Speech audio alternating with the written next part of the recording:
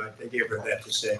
Look, I went to the Wharton School of Finance, and many of those professors, the top professors, think my plan is a brilliant plan. It's a great plan. It's a plan that's going to bring up our worth, our value as a country. It's going to make people want to be able to go and work and create jobs and create a lot of good, solid money for our country. And just to finish off, she doesn't have a plan. She copied Biden's plan, and it's like 4 sentences.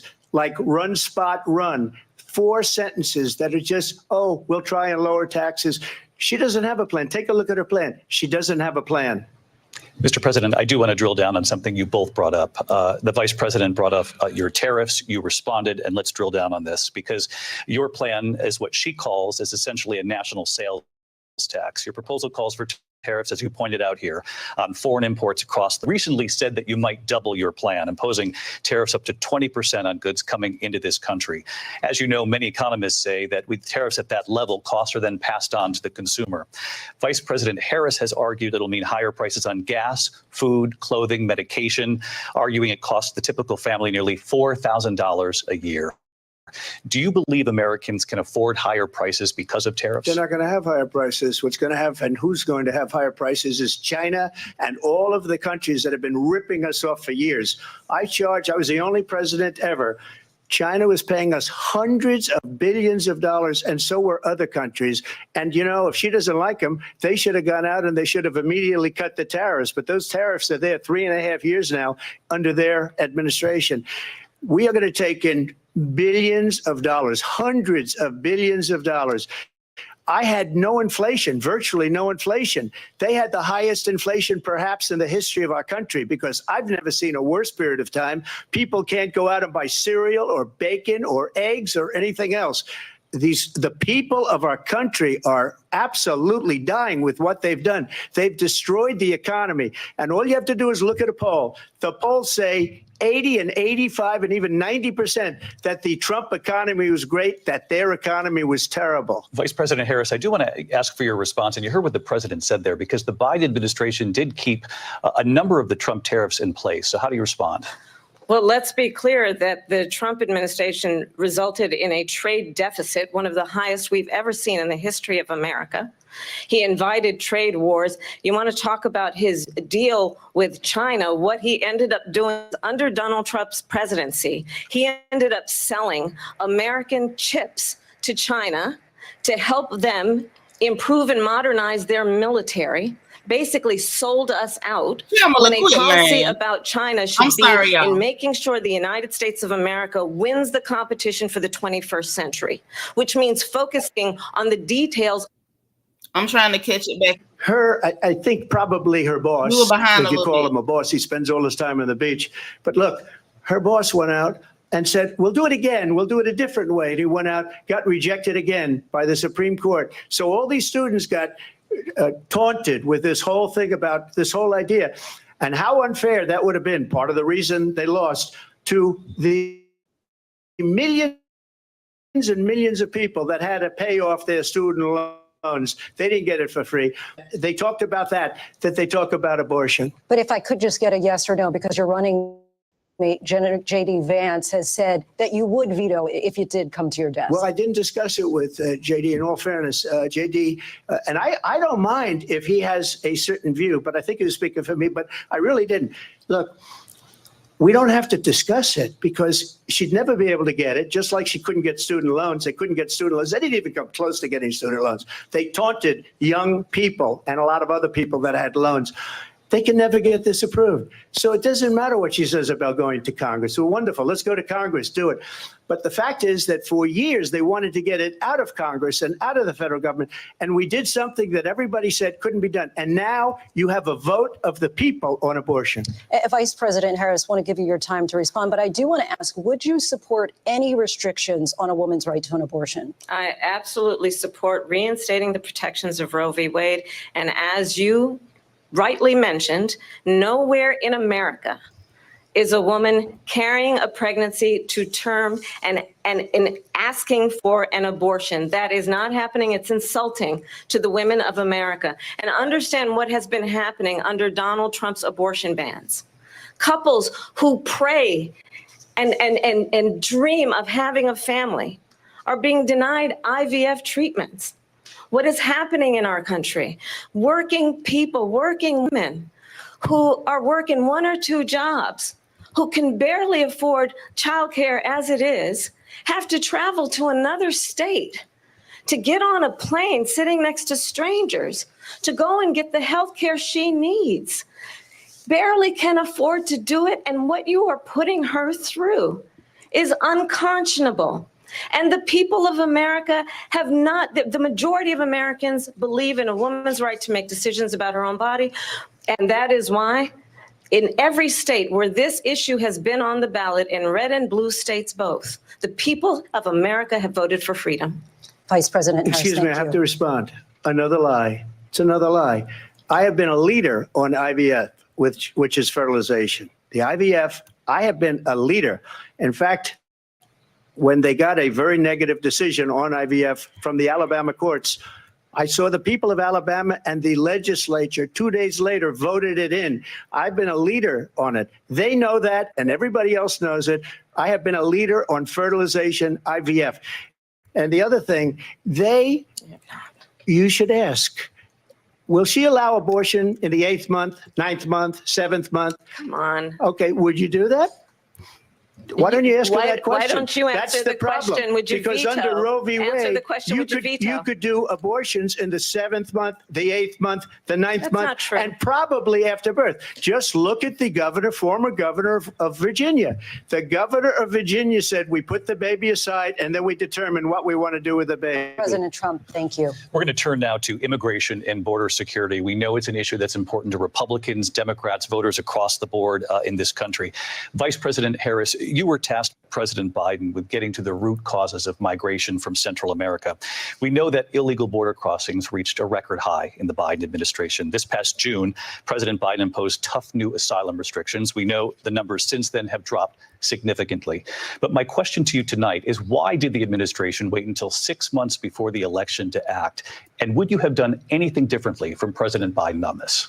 So I'm the only person on this stage who has prosecuted transnational criminal organizations for the trafficking of guns, drugs, and human beings. And let me say that the United States Congress, including some of the most conservative members of the United States Senate, came up with a border security bill, which I supported.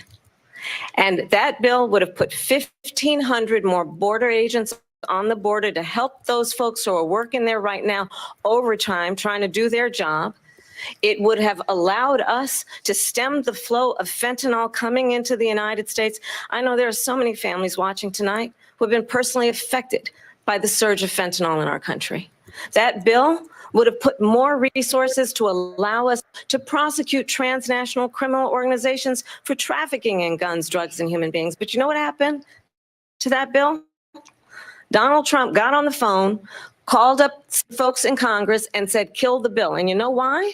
Because he'd prefer to run on a problem instead of fixing a problem.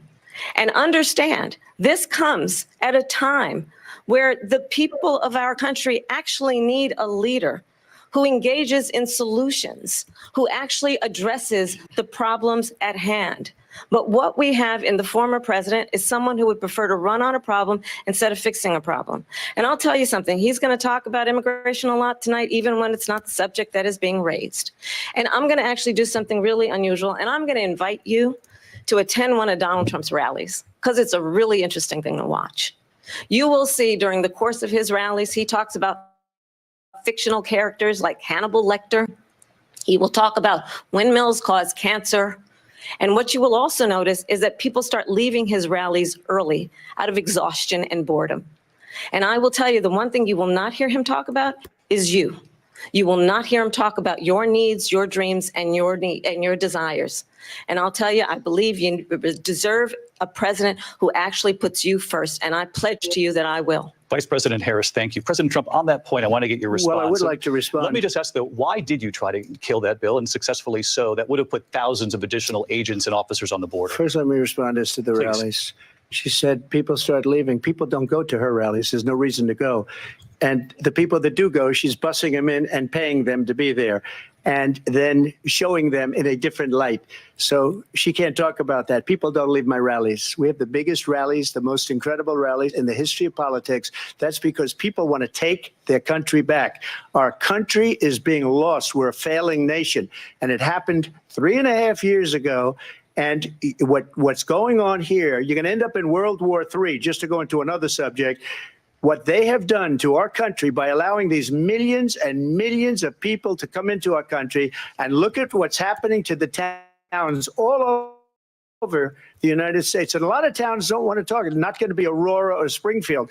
A lot of towns don't want to talk about it because they're so embarrassed by it. In Springfield, they're eating the dogs, the people that came in. They're eating the cats. They're eating the pets of the people that live there. And this is what's happening in our country. And it's a shame. As far as the rallies are concerned, as far as the reason they go is they like what I say. They want to bring our country back. They want to make America great again. It's a very simple phrase, make America great again. She's destroying this country. And if she becomes president, this country doesn't have a chance of success. Not only success, we'll end up being Venezuela on steroids. I just want to clarify here. You bring up Springfield, Ohio, and ABC News did reach out to the city manager there. He told us there have been no credible reports of specific claims of pets being harmed, injured, or abused by individuals within the immigrant community. Well, I've seen people on television. Let me just say here, this is the people on television say my dog was taken and used for food. So maybe he said that, and maybe that's a good thing to say for a city manager. I'm not taking this from but television. The people I'm on taking it from television the city saying manager. their dog was eaten by the people that went there. Again, the Springfield city manager says there's no evidence of that. Vice President Harris, I'll let you respond to the rest of what you've heard. You talk about extreme. You know, this is, I think, one of the reasons why in this election, I actually have the endorsement of 200 Republicans who have formerly worked with President Bush, Mitt Romney, and John McCain, including the endorsement of former Vice President Dick Cheney and Congress member Liz Cheney. And if you want to really know the inside track on who the former president is, if he didn't make it clear already, just ask people who have worked with him. His former chief of staff, a 4-star general, has said he has contempt for the Constitution of the United States. His former national security advisor has said he is dangerous and unfit. His former Secretary of Defense has said the nation, the republic, would never survive another Trump term. And when we listen to this kind of rhetoric, when the issues that affect the American people are not being addressed, I think the choice is clear in this election. President Trump, I'll give you a quick minute to respond here. Thank you, because when I hear that, see, I'm a different kind of a person. I fired most of those people, not so graciously. They did bad things or a bad job. I fired them. They never fired one person. They didn't fire anybody having to do with Afghanistan and the Taliban and the 13 people whose were just killed, viciously and violently killed. And I got to know the parents and the family.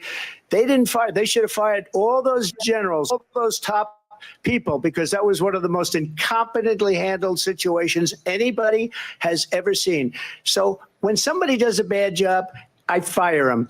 And you take a guy like Esper, he was no good, I fired him. So he writes a book. Another one writes a book, because with me, they can write books. With nobody else can they? But they have done such a poor job, and they never fire anybody. Look at the economy. Look at the inflation. They didn't fire any of their economists. They have the same people. That's a good way not to have books written about you. But just to finish, I got more votes than any Republican in history by far. In fact, I got more votes than any president, sitting president in history by far. Let me continue on immigration. It was what you wanted to talk about earlier. So let's get back to your deportation proposal that the vice president has reacted to as well. President Trump, you call this the largest domestic deportation operation in the history of our country. You say you would use the National Guard. You say if things get out of control, you'd have no problem using the U.S. military. Police, yes. You also said you would use local police. How would you deport 11 million undocumented immigrants? I know you believe that number is much higher. Take us through this. What does this look like? Will authorities be going door to door in this country? Yeah, it is much higher because of them. They allowed criminals, many, many millions of criminals. They allowed terrorists. They allowed common street criminals. They allowed people to come in, drug dealers, to come into our country. And they're now in the United States and told by their countries like Venezuela, don't ever come back or we're going to kill you. Do you know that crime in Venezuela and crime in countries all over the world is way down? You know why? Because they've taken their criminals off the street and they've given them to her to put into our country.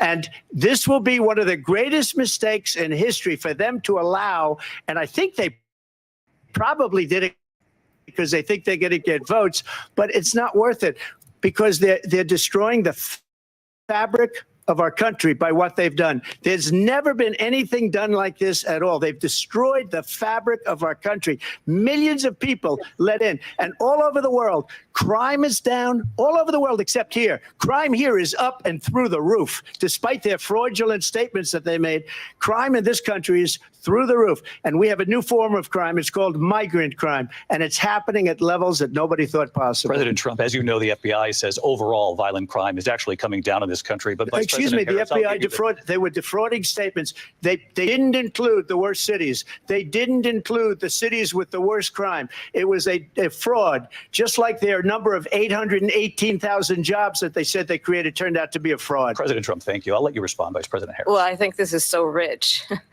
coming from someone who has been prosecuted for national security crimes, economic crimes, election interference, has been found liable for sexual assault, and his next big court appearance is in November at his own criminal sentencing.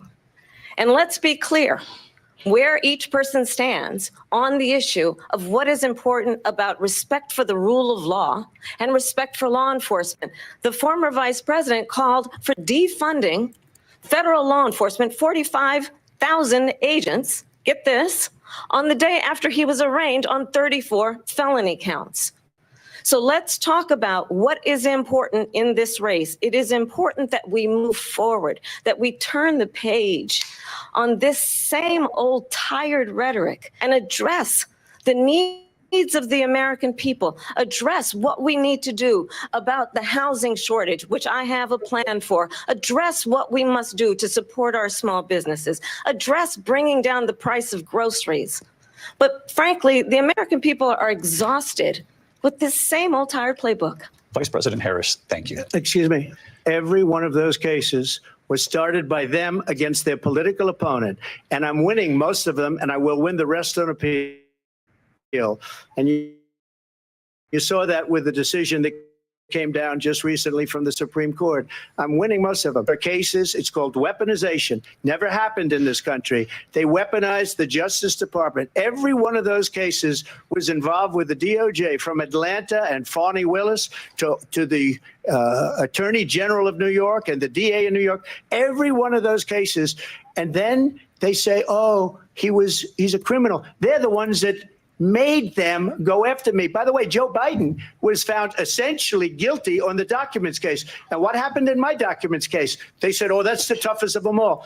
A complete and total victory. 2 months ago, it was thrown out. It's weaponization, and they used it, and it's never happened in this country. They used it to try and win an election. They're fake cases. President Trump, thank you. A really quick response here, Vice President Harris, on this notion of weaponization of the Justice Department. Well, let's talk about extreme and understand the context in which this election in 2024 is taking place. The United States Supreme Court from any misconduct if he were to enter the White House again. Understand, this is someone who has openly said he would terminate, I'm quoting, terminate the Constitution of the United States, that he would weaponize the Department of Justice against his political enemies. Someone who has openly expressed disdain for members of our military. Understand what it would mean if Donald Trump were back in the White House with no guardrails, because certainly we know now the court won't stop him. We know J.D. Vance is not going to stop him. It's up to the American people Vice President to stop Harris, him. Thank you. Lindsay? Vice President Harris, in your last run for president. This is the one that weaponized, not me. She weaponized. I probably took a bullet to the head because of the things that they say about me. They talk about democracy. I'm a threat to democracy. They're the threat to democracy with a fake Russia investigation that went nowhere. We have a lot to get to. Lindsay? Vice President Harris, in your last run for president, you said you wanted to ban fracking. Now you don't. You wanted mandatory government buyback programs for assault weapons. Now your campaign says you don't. You supported decriminalizing border crossings. Now you're taking a harder line. I know you say that your values have not changed. So then why have so many of your policy positions changed? So my values have not changed, and I'm going to discuss every one of at least every point that you've made. But in particular, let's talk about fracking because we're here in Pennsylvania. I made that very clear in 2020. I will not ban fracking. I have not banned fracking as Vice President of the United States. And in fact, I was the tie-breaking vote on the Inflation Reduction Act, which opened new leases for fracking. My position is that we have got to invest in diverse sources of energy so we reduce our reliance on foreign oil. We have had the largest increase in domestic oil production in history because of an approach that recognizes that we cannot over-rely on foreign oil. As it relates to my values, let me tell you, I grew up a middle-class kid raised by a hardworking mother who worked and saved and was able to buy our first home when I was a teenager. The values I bring to the importance of home ownership, knowing not everybody got handed $400 million on a silver platter and then filed bankruptcy 6 times, is a value that I bring to my work to say we are going to work with the private sector and home builders to increase 3 million homes, increase by 3 million homes by the end of my first term. My work that is related to having a friend when I was in high school who was sexually assaulted by her stepfather. And my focus then on protecting women and children from violent crime is based on a value that is deeply grounded in the importance of standing up for those who are most vulnerable. My work that is about protecting Social Security and Medicare is based on longstanding work that I have done, protecting seniors from scams. My values have not changed. And what is important is that there is a president who actually brings values and a perspective that is about lifting people up and not beating people down. And name calling. The true measure of the leader is the leader who actually understands the strength is not in beating people down, it's in lifting people up. I intend to be that president. President Trump, your response? First of all, I wasn't given $400 million. I wish I was. My father was a Brooklyn builder, Brooklyn, Queens, and a great father, and I learned a lot from him. But I was given a fraction of that, a tiny fraction, and I built it into many, many billions of dollars, many, many billions. And when people see it, they are even surprised. So we don't have to talk about that. Fracking, she's been against it for 12 years. Defund the police, she's been against that forever. She gave all that stuff up very wrongly, very horribly, and everybody's laughing at it, okay? They're all laughing at it. She gave up at least 12 and probably 14 or 15 different policies. Like, she was big on defund the police. In Minnesota, she went out, wait a minute, I'm talking now. Okay. If you don't mind, please. Does that sound familiar? She went out in Minnesota and wanted to let criminals that killed people, that burned down Minneapolis, she went out and raised money to get them out of jail. She did things that nobody would ever think of. Now she wants to do transgender operations on illegal aliens that are in prison. This is a radical left liberal that would do this. She wants to confiscate your guns, and she will never allow fracking in Pennsylvania. If she won the election, fracking in Pennsylvania will end on day one. Just to finish, one thing so important in my opinion. So I got the oil business going like nobody has ever done before. When they took over, they got rid of it, started getting rid of it, and the prices were going up the roof. They immediately let these guys go to where they were. I would have been 5 times, 4 times, 5 times higher, because you're talking about 3.5 years ago. They got it up to where I was because they had no choice, because the prices of energy were quadrupling and doubling. You saw election, the day after that election, they'll go back to destroying destroying our country, and oil will be dead, fossil fuel will be dead. We'll go back to windmills, and we'll go back to solar, where they need a whole desert to get some energy to come out of. You ever see a solar plant? By the way, I'm a big fan of solar, but they take 400, President 500 Trump. acres of desert President soil. Trump, we have a These lot are of not good issues things that we for the have to get environment to. that We're she out of time. understands. Thank you. Lindsay, thank you. We have an election in just 56 days. And I want to talk about the peaceful transfer of power, which, of course, we all know is a cornerstone of our democracy, and the role of a president in a moment of crisis. Mr. President, on January 6th, you told your supporters to march to the Capitol. You said you would be right there with them. The country and the world saw what played out at the Capitol that day, the officers coming under attack. Aides in the West Wing say you watched it unfold on television off the Oval Office. You did send out tweets, but it was more than 2 hours before you sent out that video message telling your supporters to go home. Is there anything you regret about what you did on that day? You just said a thing that isn't covered. Peacefully and patriotically, I said during my speech, not later on. Peacefully and patriotically. And nobody on the other side was killed. Ashley Babbitt was shot by an out-of-control police officer that should have never, ever shot her. It's a disgrace. But we didn't do this group of people that have been treated so badly.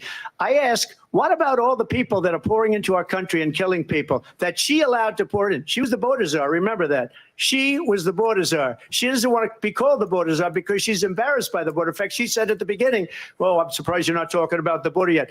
That's because she knows what a bad job they've done.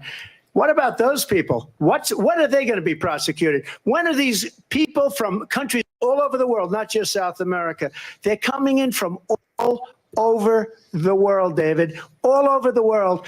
And crime rates are down all over the world because of it. But when are those, David, when are those people going to be prosecuted? When are the people that burned down Minneapolis going to be prosecuted? Or in Seattle? They went into Seattle. They took over a big percentage of the city of Seattle. When are those people going to be prosecuted?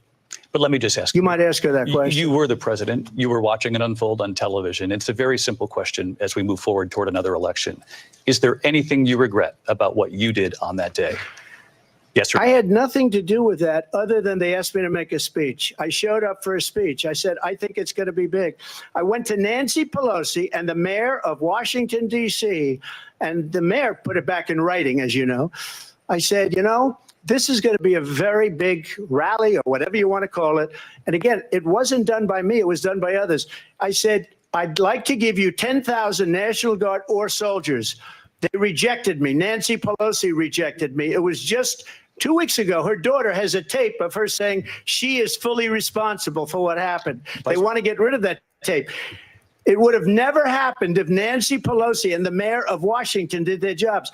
I wasn't responsible for security. Nancy Pelosi was responsible. She didn't do her job. The question was about you as president, not about former Speaker Pelosi. But I do want Vice President Harris to respond here. I was at the Capitol on January 6th. I was the vice president-elect. I was also an acting senator. I was there.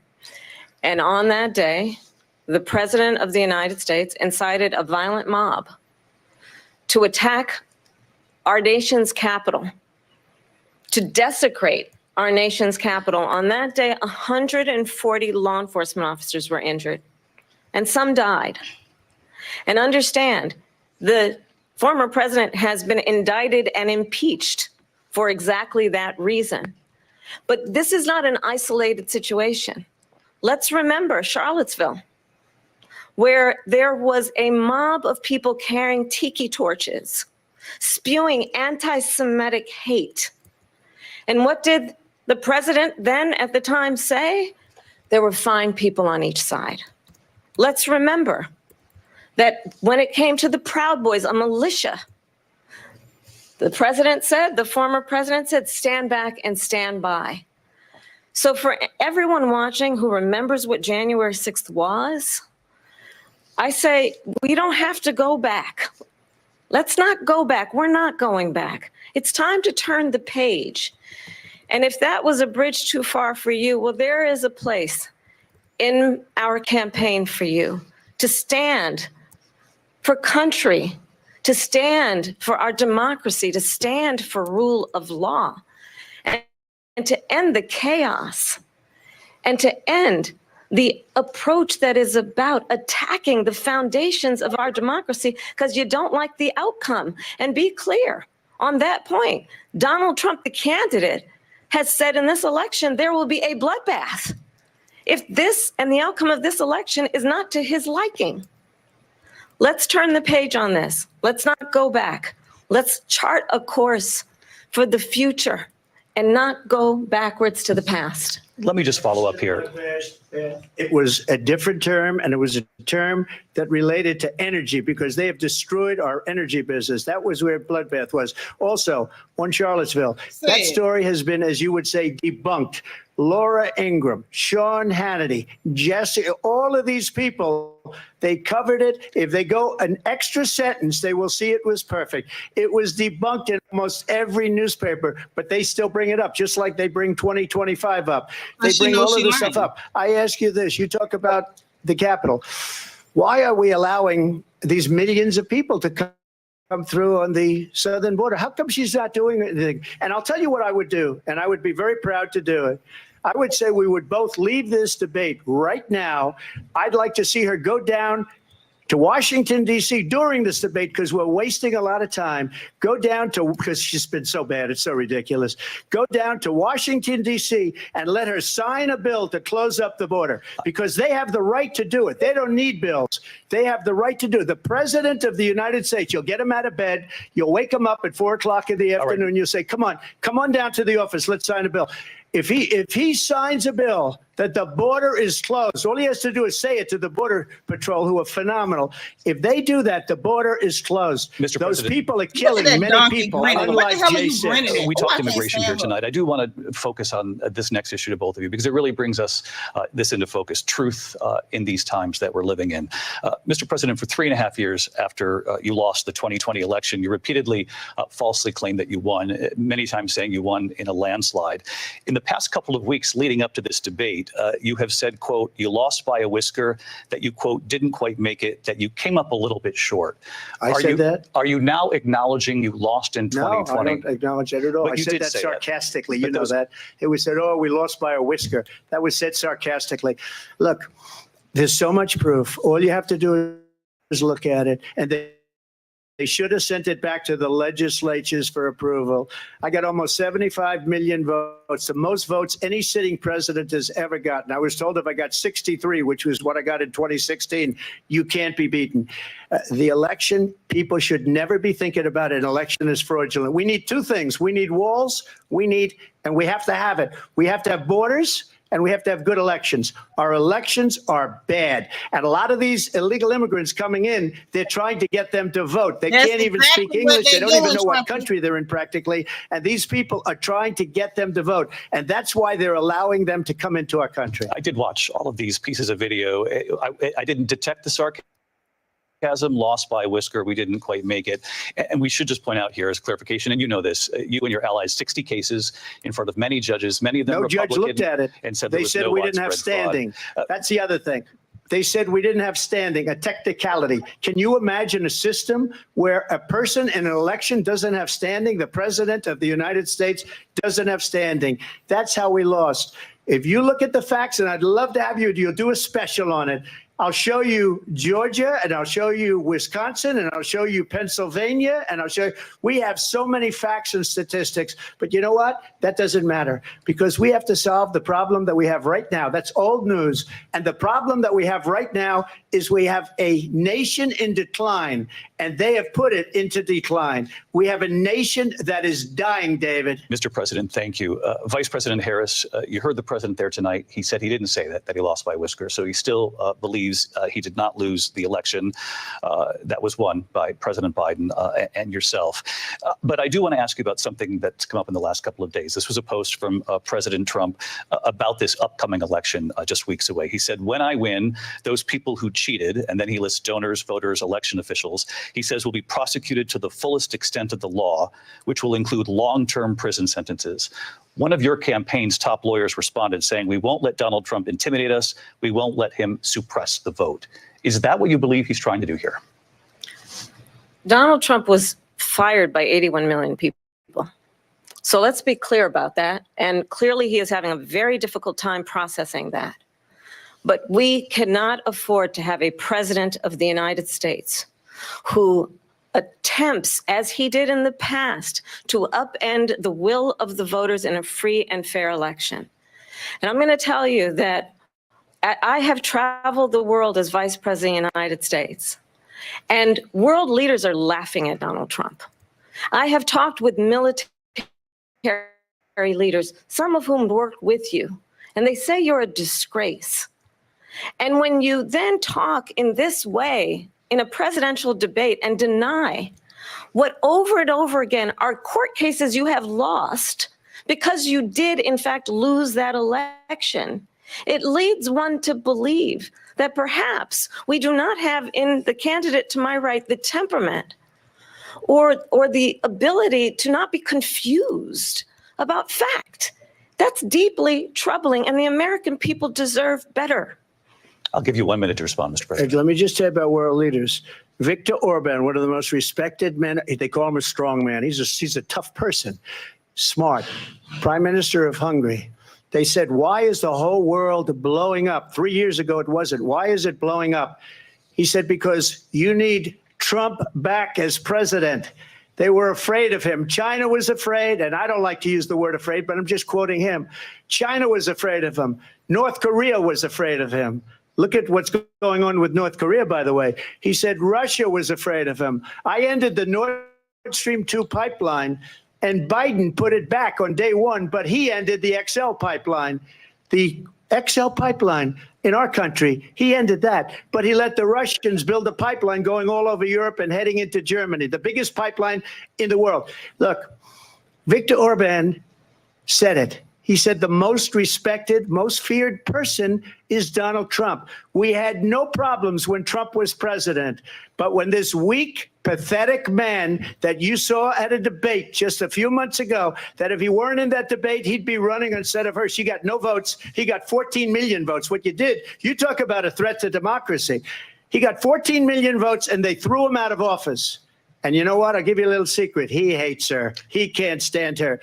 But he got 14 million votes. They threw him out. She got 0 votes. And when she ran, she was the first one to leave because she failed. And now she's running. I don't understand it, but I'm okay with it because your time is I think up. we're going to do very well. We've got a lot more to get to. Turning now to the Israel-Hamas war and the hostages who are still being held, Americans among them.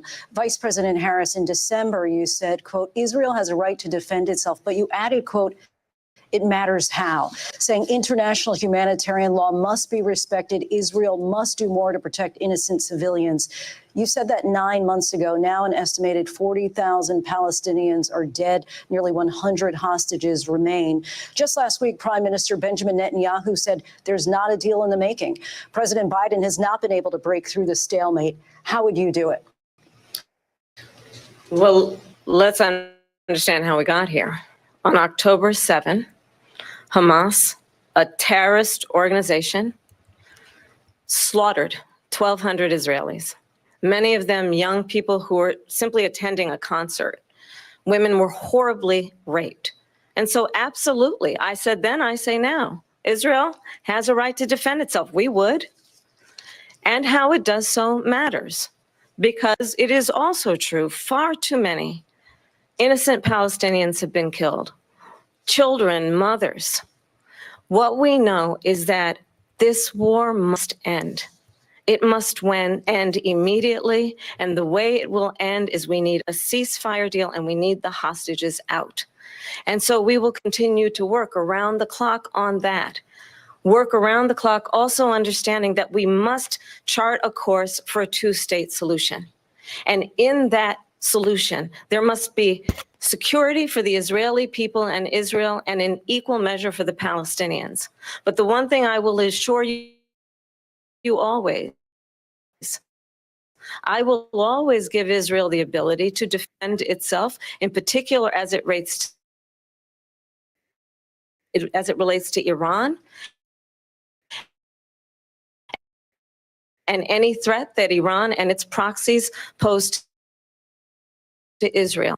But we must have a two-state solution where we can rebuild Gaza where the Palestinians have secure self-determination. With Netanyahu and also Hamas in order to get the hostages out and prevent the killing of more innocent civilians in Gaza? If I were president, it would have ever, I know Putin very well, he would have never, and there was no threat of it either, by the way, for 4 years, have gone into Ukraine and understand what's going on over there. But when she mentions about Israel, all of a sudden, she hates Israel. She wouldn't even meet with Netanyahu when he went to Congress to make a very important speech. She refused to be there because she was at a sorority party of hers. She wanted to go to the sorority party. She hates Israel. If she's president, I believe that Israel will not exist within 2 years from now. And I've been pretty good at predictions, and I hope I'm wrong about that one. She hates Israel. At the same time, in her own way, she hates the Arab population because the whole place, Israel will be broke under Donald Trump.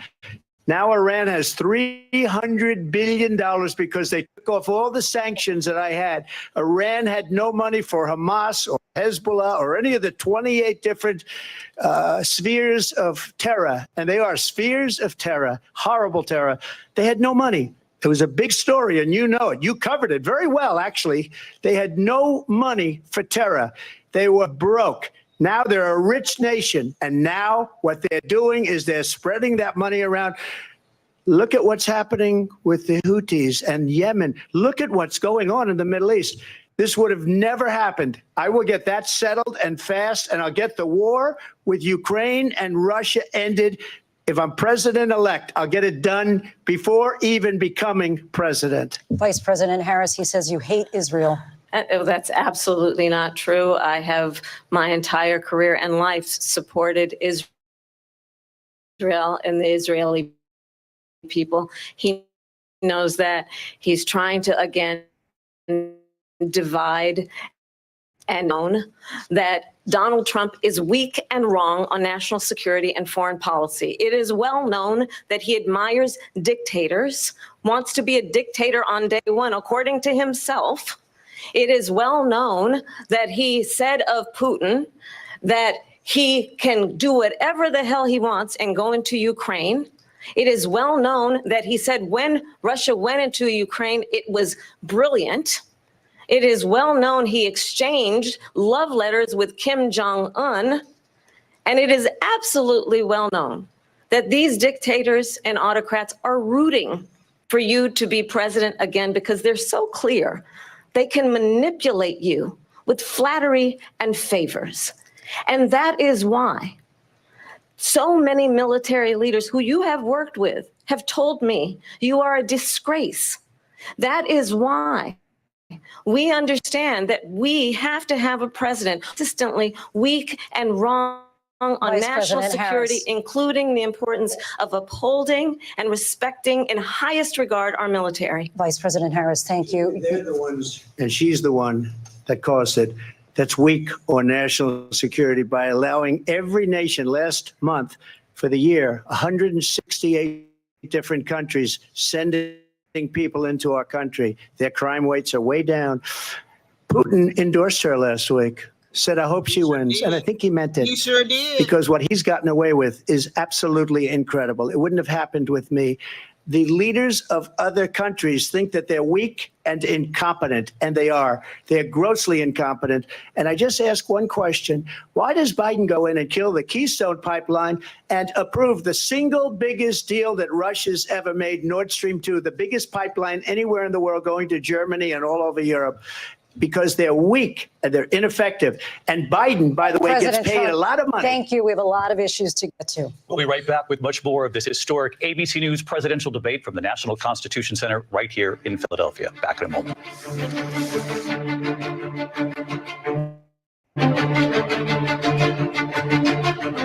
The ABC News presidential debate will continue after this.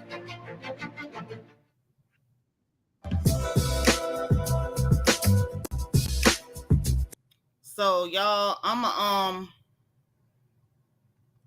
pull the screen down while we waiting on them to come back. Is it me or are these people getting on y'all nerves too? They getting on my nerves a little bit. I'm gonna tell you like this, because y'all know I've been typing in the chat, but I can't even type as quick as I be wanting to talk.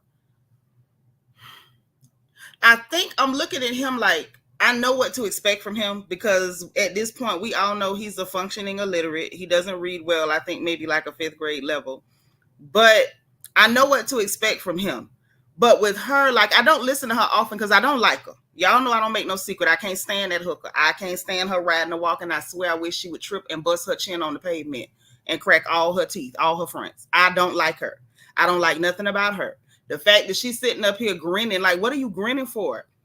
This man is up here, got you straight on rope-a-dope, calling you out on your lies. And instead of you being prepared and intelligent, you literally are grinning like a donkey. What are you grinning for, girl? And pick your neck up.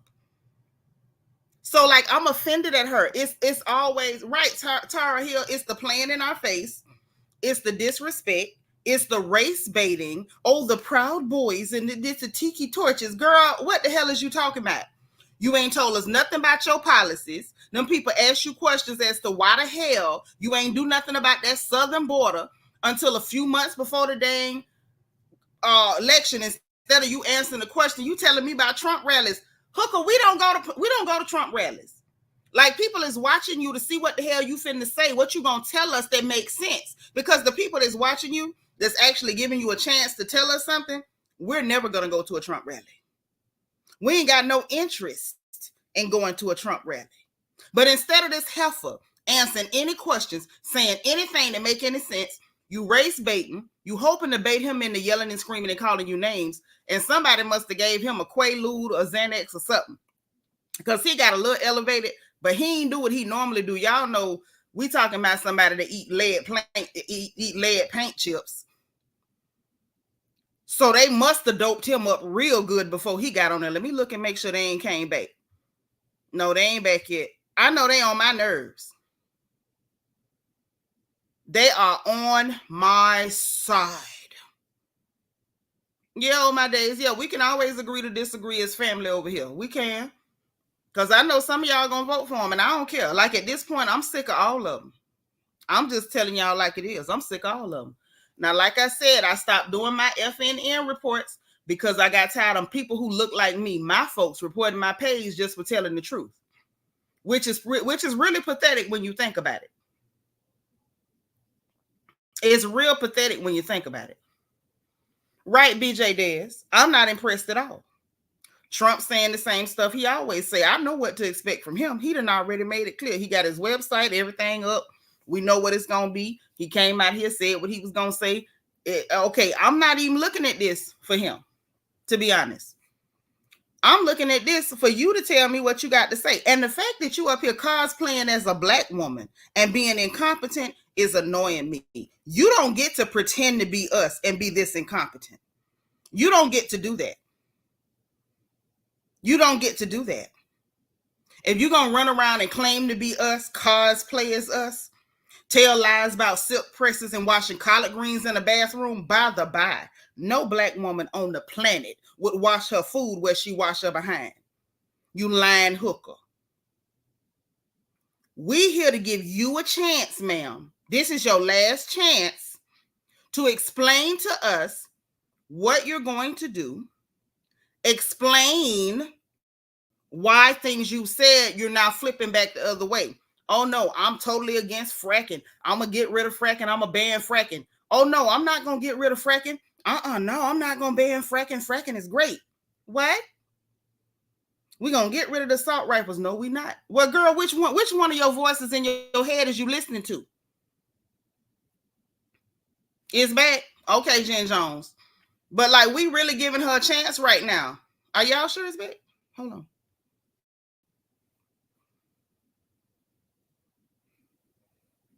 It ain't back yet.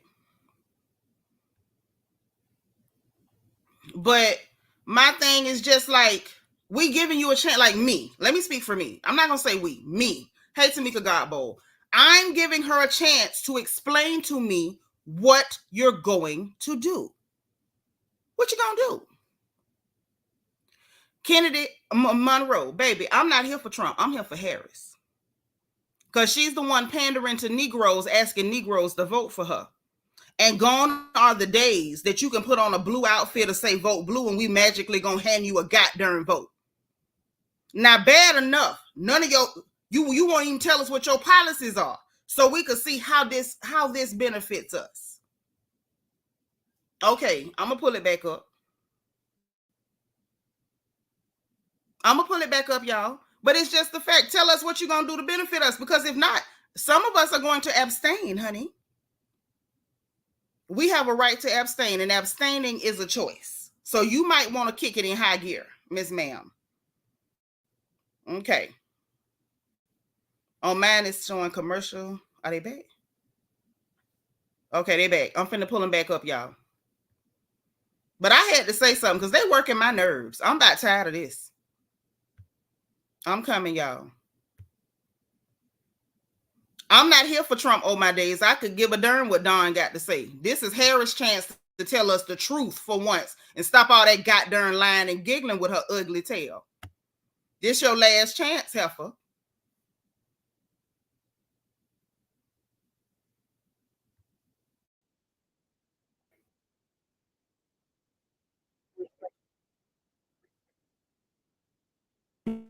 Even made a phone call in 2 years to Putin, hasn't spoken to anybody.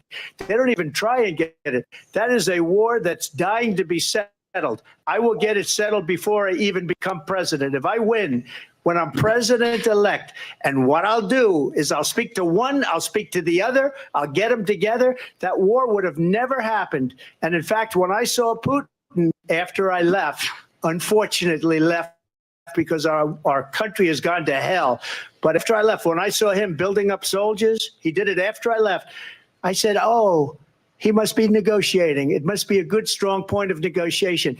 Well, it wasn't, because Biden had no idea how to talk to him. He had no idea how to stop it. And now you have millions of people dead, and it's only getting worse, and it could lead to World War III. Don't kid yourself, David.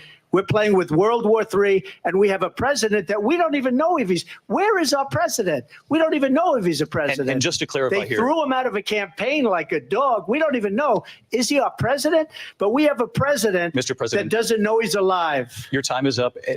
Just to clarify the question, do you believe it's in the U.S. best interest for Ukraine to win this war? Yes. I think it's the U.S. best interest to get this war finished and just get it done. All right.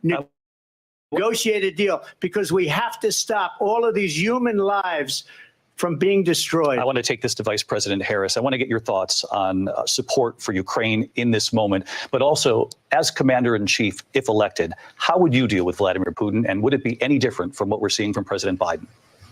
Well, first of all, it's important to remind the former president, you're not running against Joe Biden, you're running against me. I believe the reason that Donald Trump says that this war would be over within 24 hours is because he would just give it up. And that's not who we are as Americans. Let's understand what happened here. We're not. I actually met with Zelensky a few days before Russia invaded, tried through force to change territorial boundaries, to define one of the most important international rules and norms, which is the importance of sovereignty and territorial integrity. And I met with President Zelensky. I shared with him American intelligence about how he could defend himself.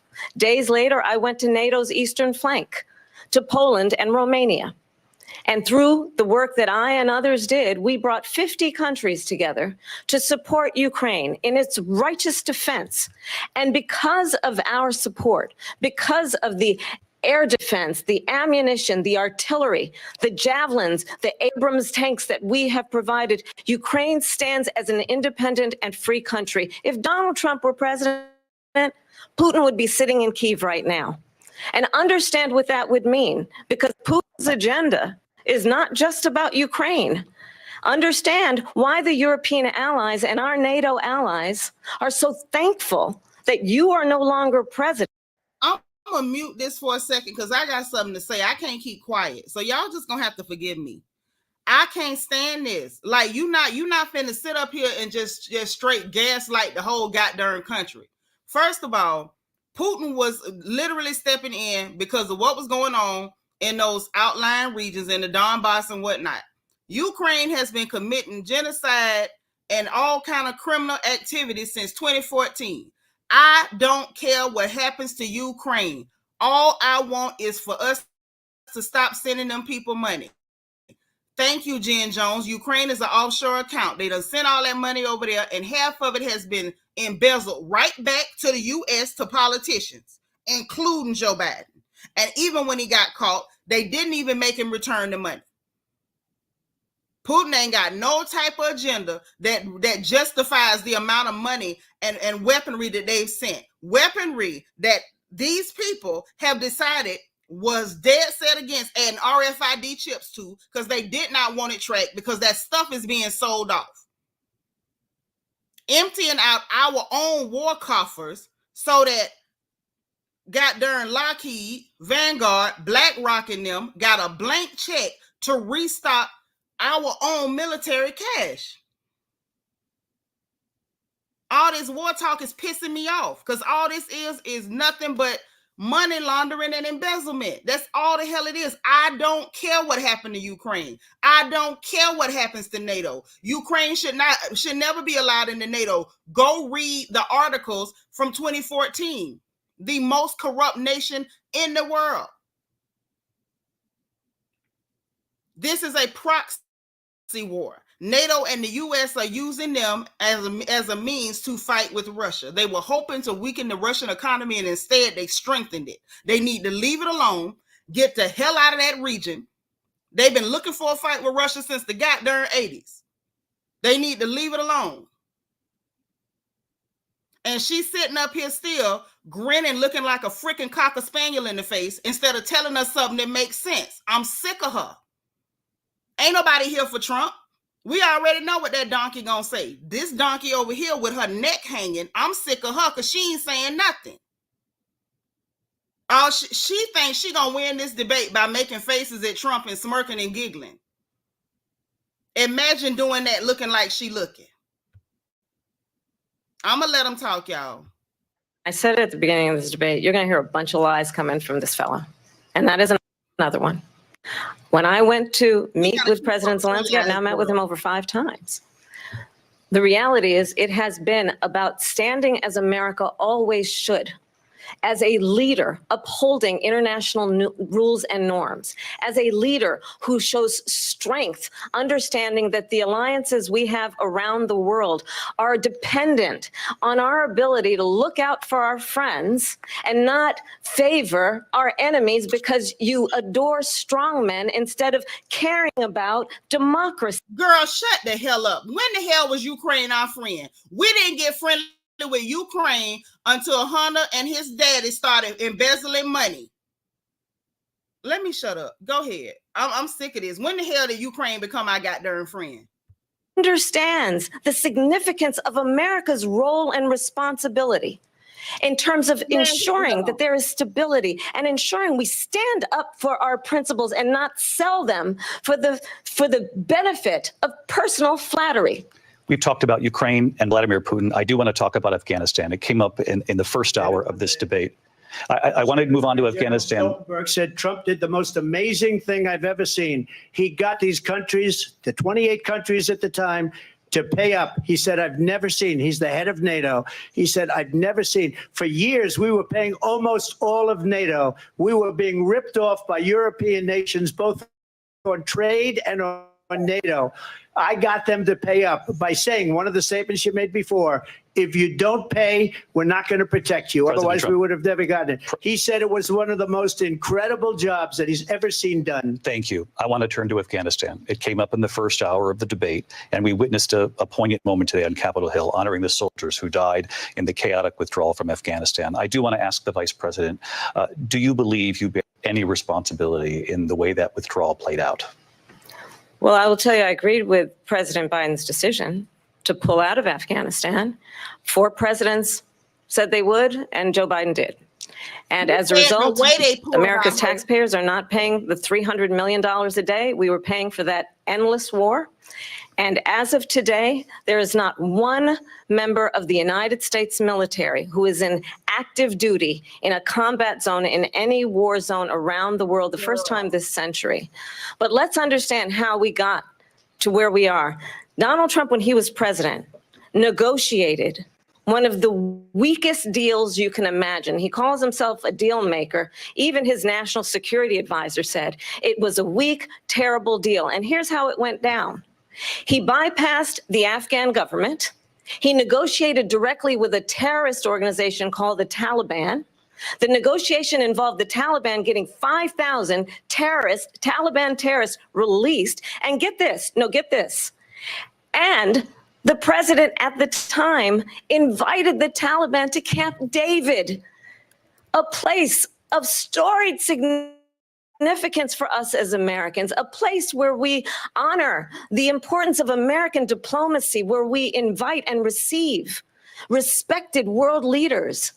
And this former president, as president, invited them to Camp David because he does not, again, appreciate the role and responsibility of the President of the United States to be commander-in-chief with a level of respect. And this gets back to the point of how he has consistently... Okay, so while she doing her word salad, because this hoe ain't saying nothing. Now, I'm going to tell y'all this. I'm hanging in as long as I can. But I can't take too much more of this. I didn't expect Trump to say nothing intelligent. I expected her to say something intelligent. And she ain't said nothing intelligent. She done told 20 lies and grinned and smirked and waggled that meat up under her neck. Like, that's what this lady has done. I've been watching this for an hour. And I don't normally watch debates, but I was talking with my baby girl, talking with Peanut. I'm like, yeah, I can stream the debate. We can all watch it as a family. But y'all, this is getting exhausting. This is getting exhausting. Now, I expect Trump to tell lies, but she done told just as many, if not more lies than him, and I'm really tired. I'm tired. I'm exhausted. Hey, too adorable. I'm going to let him go a little bit further. Y'all pray my strength in the Lord, because I don't know how much more of this I can take. I'm about to have a whole aneurysm. Figure that out, Abdul. And for 18 months, we had nobody killed. We did have an agreement negotiated by Mike Pompeo. It was a very good agreement. The reason it was good, it was we were getting out. We would have been out faster than them, but we wouldn't have lost the soldiers. We wouldn't have left many Americans behind, and we wouldn't have left $85 billion worth of brand new, beautiful military equipment behind. And No, just to finish, they blew it. What you make the the agreement faces said for, you have to whore? do That's this, and they didn't do it. They didn't do it. The agreement was terminated by us because they didn't do what they were supposed to do. I want to move on. And these people did the worst withdrawal, and in my opinion, the most embarrassing moment in the history of our country. And by the way, that's why Russia attacked Ukraine, because they saw how incompetent she and her boss are. President Trump, thank you. I want to move on now to race and politics in this country. Mr. President, you recently said of Vice President Harris, quote, "I didn't know she was black until a number of years ago when she happened to turn black, and now she wants to be known as black." I want to ask a bigger picture question here tonight. Why do you believe it's appropriate to weigh in on the racial identity of your opponent? I don't, and I don't care. I don't care what she is. I don't care. You make a big deal out of something. I couldn't care less. Whatever she wants to be is okay with me. But those were your words. So I don't know. I mean, all I can say is I read where she was not black, that she put out, and I'll say that. And then I read that she was black, and that's okay. Either one was okay with me. That's up to her. That's up to her. Vice President Harris, your thoughts on this? I think it's, I mean, honestly, I think it's a tragedy that we have someone who wants to be president who has consistently, over the course of his career, say the right thing, attempted to use race to divide the American people. You know, I do believe that the vast majority of us know that we have so much more in common than what separates us, and we don't want this kind of approach that is just constantly trying to divide us, and especially by race. And let's remember how Donald Trump started. He was land, he owned buildings, he was investigated because he refused to rent property to black families. Okay. Let's remember, this is the same individual who took... Okay. I can't take it. I know y'all like this hooker. I know y'all like her, but I'm finna tell y'all something. And whether y'all be cool or come out of a bag on me, it really don't matter. But I got to say this because it's about to make me vomit while I'm sitting in the comfort of my bedroom, okay? First of all, ma'am, you cannot say that somebody trying to divide on race when you literally trying to use your race to coerce and manipulate black people into voting for you because of a black racial identity that you don't have. You not black. Look at you. You a whole East Indian and your birth certificate say Caucasian. I'm sick of this. And then you turn around and try to race bait black people. This is what's pissing me off with this tramp, with this trollop, with this hussy, this round hill, this dusty back slag. I can't stand her. And I've been trying to hold my peace. But I promise you before God, I want her to fall and crack her face on the pavement. If my prayer get past the ceiling, Lord, let her bust her chin tonight. I'm sick of her. You are not black. And that ain't even a crime. It's okay if you're not black. But my issue is the idea that you think that it's okay to cosplay black, trying to play with a one-drop rule that you don't have in an attempt to manipulate black people. I'm sick of this tramp. I'm sick of her. No, her father is not black. That man classified himself as Indian Irish. When the hell did that become black? It's not even an issue because black people are the most accepting people on the earth. We accept everybody. There was no need to pretend to be black whatsoever, other than it was an attempt to manipulate black people, thinking that we so emotional and we're so connected to racial identity that we can't see through the fact that you incompetent. And number two, you racist as hell. The fact that you think when you talking to black people, you got to put on a black scent and talk like a Southern Baptist preacher. I could slap the ugly off this hoe. I can't stand her. Now, y'all might like her, but I don't. I absolutely abhor people who hate my people. And only somebody who hates us would behave like this piece of trash behaves. I'm sorry. I'm going to shut up. I'm going to let it play. I'm going to let it play. But she pissed me off. And she still didn't come right out straight up to the board and say, oh, yeah, I'm black. Because she knows she not. That skin hanging off her goddamn head. Ain't a black woman on the planet aged like that. I'm going to let it play. I'm sorry, y'all, but she pissed me off. One who believes in what is possible, one who brings a sense of optimism about what we can do instead of always disparaging the American people. I believe in what we can do to strengthen our small businesses, which is why I have a plan. Let's talk about our plans. Yes, talk about the plan. And let's compare the plans. I have a plan to give startup businesses $50,000 tax deduction, to pursue their ambitions, their innovation, their ideas, their hard work. I have a plan, $6,000 for young families for the first year of your child's life to help you in that most critical stage of your child's development. I have a plan that is about allowing people to be able to pursue what has been fleeting in terms of the American dream by offering a help with down payment of $25,000 down payment assistance for first-time home buyers. That's the kind of conversation, I believe, David, that people really want tonight, as opposed to a conversation that is constantly about belittling and name-calling. Let's turn the page Vice President and move Harris, forward. thank you. Let's turn to policy. President Let's Trump, turn back we to have policy. to move on. President Trump.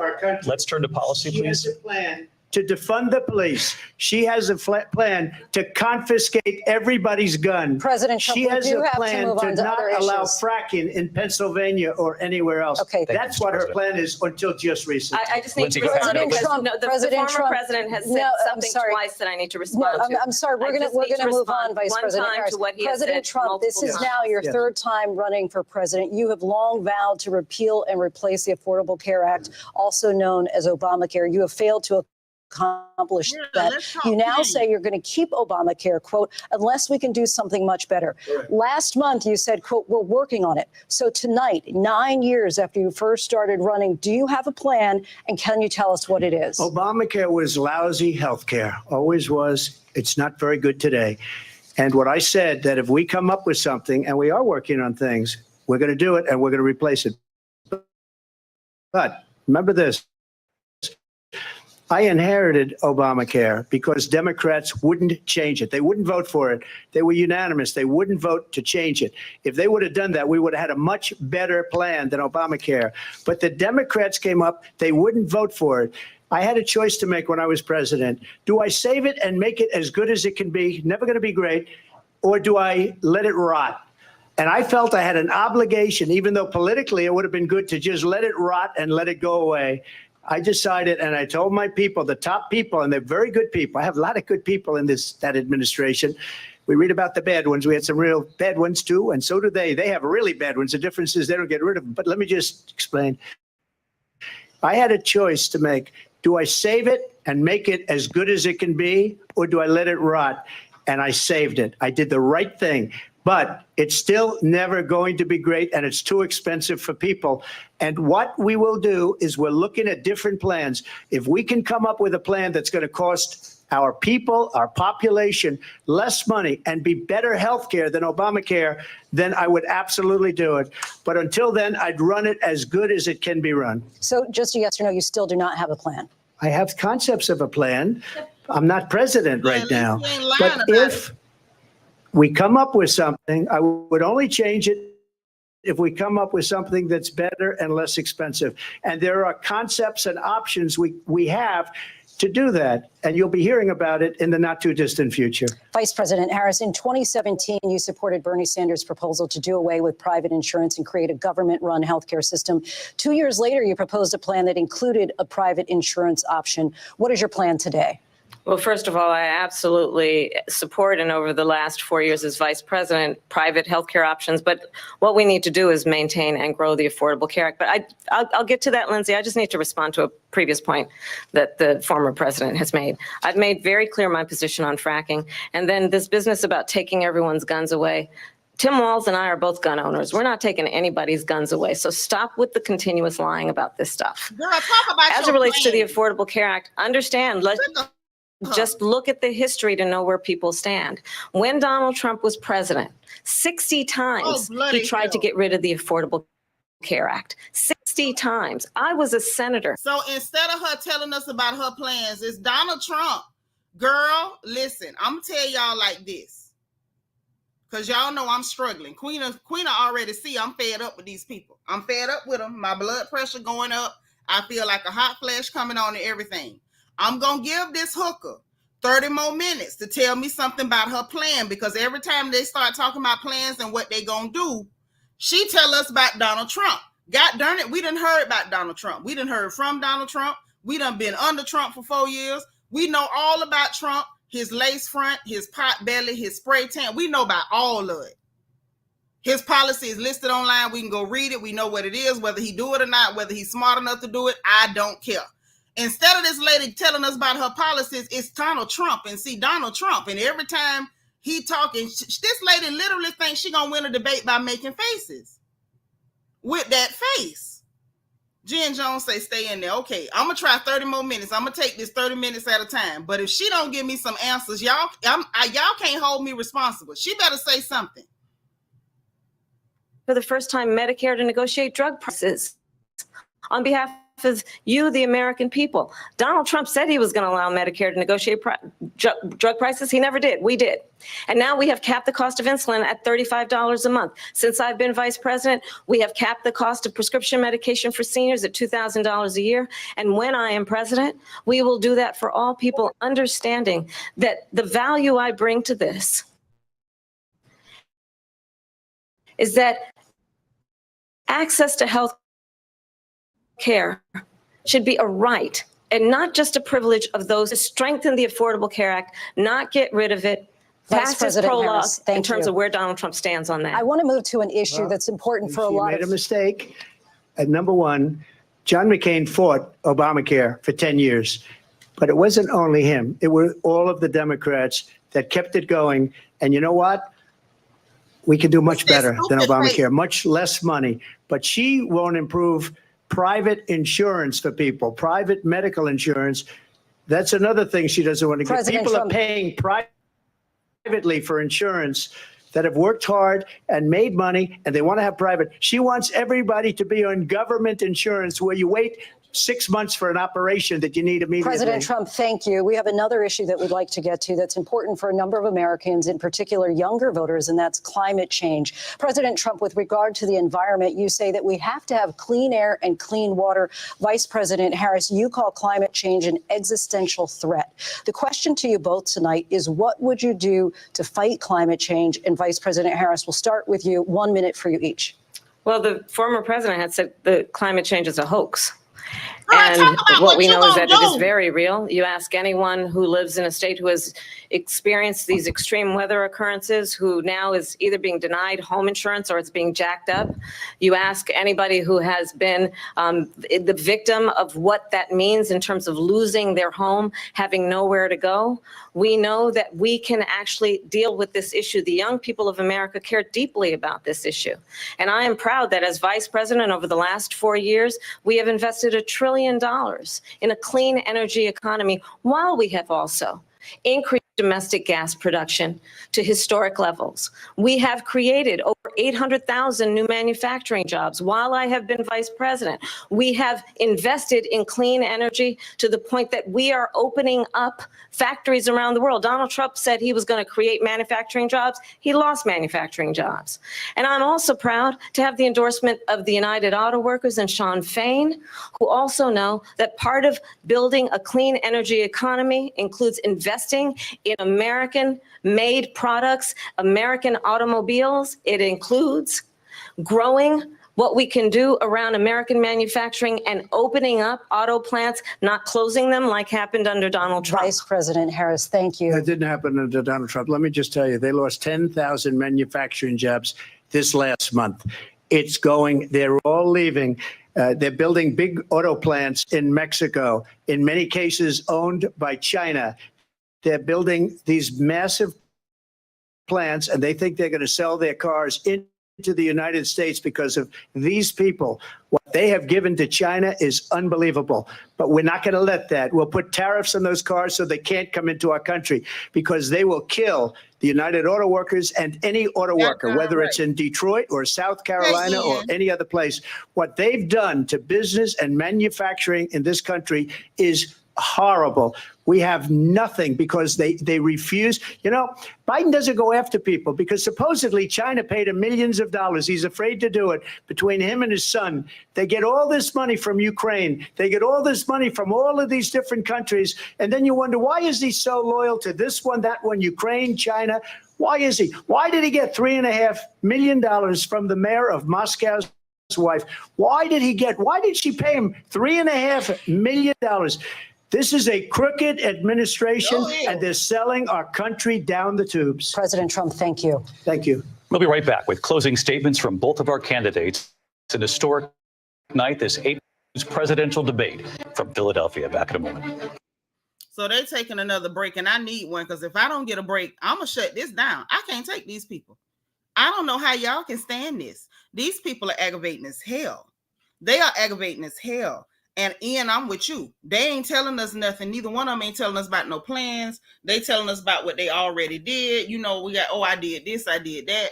Trump did manage to mention he gonna put tariffs on the cars coming in and everything. You know, we thinking she finna tell us about a plan. She tell us about Trump, or he tell us about Biden. Why? Of course, Biden's a criminal. Y'all know I've been saying that since back in the days of the Florida Negro News, when I was still doing news updates at noon. Okay. So we know Biden's a criminal, but Biden ain't running for president right now. Biden somewhere in Shady Pines, hanging out with the other Golden Girls. So why we got to hear about Biden's crime family? We know Hunter is a crackhead and a criminal. We know they was embezzling money. We know that it was cash for policy. We know he sent the millions of dollars to Ukraine so that Hunter could pretend he was working at the fracking company to get $80,000 a month. We already know that. We know Biden was getting money from China and all them other countries. We know he had set up them bank accounts in his grandbaby names and was getting wire transfers. We know. but he ain't running for president. So why I got to hear, you need a drink, Queen, I need one. And ain't nobody sent me no drink. Y'all got me up here suffering like hell with these two donkeys. And Andrew talking about who I think is the best candidate. Lucifer himself, Morning Star from the pit. The one that got cast out of heaven for trying to go up against Daddy. That one. I would rather y'all drag Lucifer from the pit. That would be a better candidate than either one of these idiots. I am sick of these people. I can't stand them. Bianca, what you say? Say y'all said it all the time, all the same time. I love my wine in my lap. I don't care for debates. No one does what they say they're gonna do. Right, sitting up there ain't doing nothing but lying. Patricia walk in and say she got her volume down. She reading all our comments and stuff. Hold on, let me get Oh My Days. Say none of them still not talking about politics. You see what I'm saying? Oh My Days, am I tripping? Or are they both full of crap? Can we call it? Can we call it? Or y'all want me to pretend like Camel Toe doing good because she played with y'all, pretended to be black and hit y'all with a neck swirl and some sister girl? Or can we call it like it is? Ain't neither one of them telling us nothing.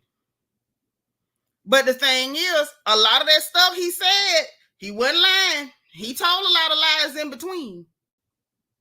But he told some truth too, and a whole lot of stuff that she said she did a lot of lying too. They was having a lie competition, baby. This was the Lie Olympics. It wasn't in Paris, but this show was the Lie Olympics. Is they back for them closing statements? Hold on. I don't want to miss nothing. I don't think they back yet. They ain't back yet.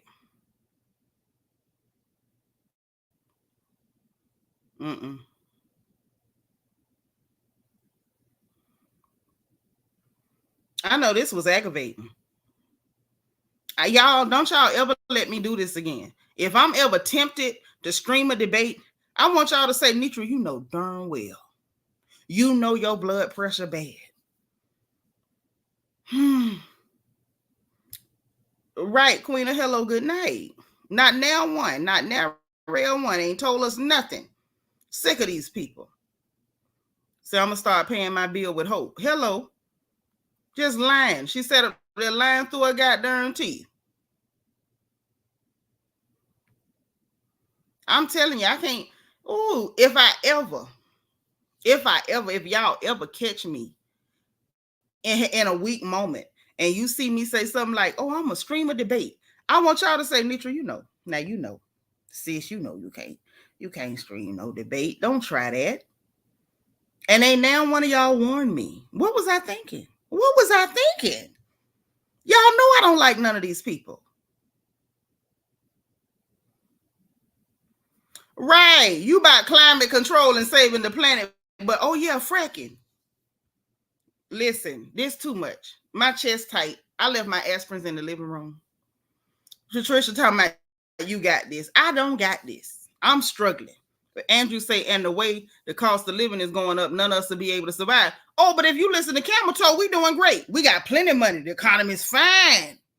Yeah, no, we ain't struggling to pay $17 for a gallon of milk. No. No, everything's great. They back on? Okay. Okay, so let's go and turn these. Oh, Lord. One more round, y'all. One more round. And then I'm gonna be done made it to the end. Oh, the way my nerves bad.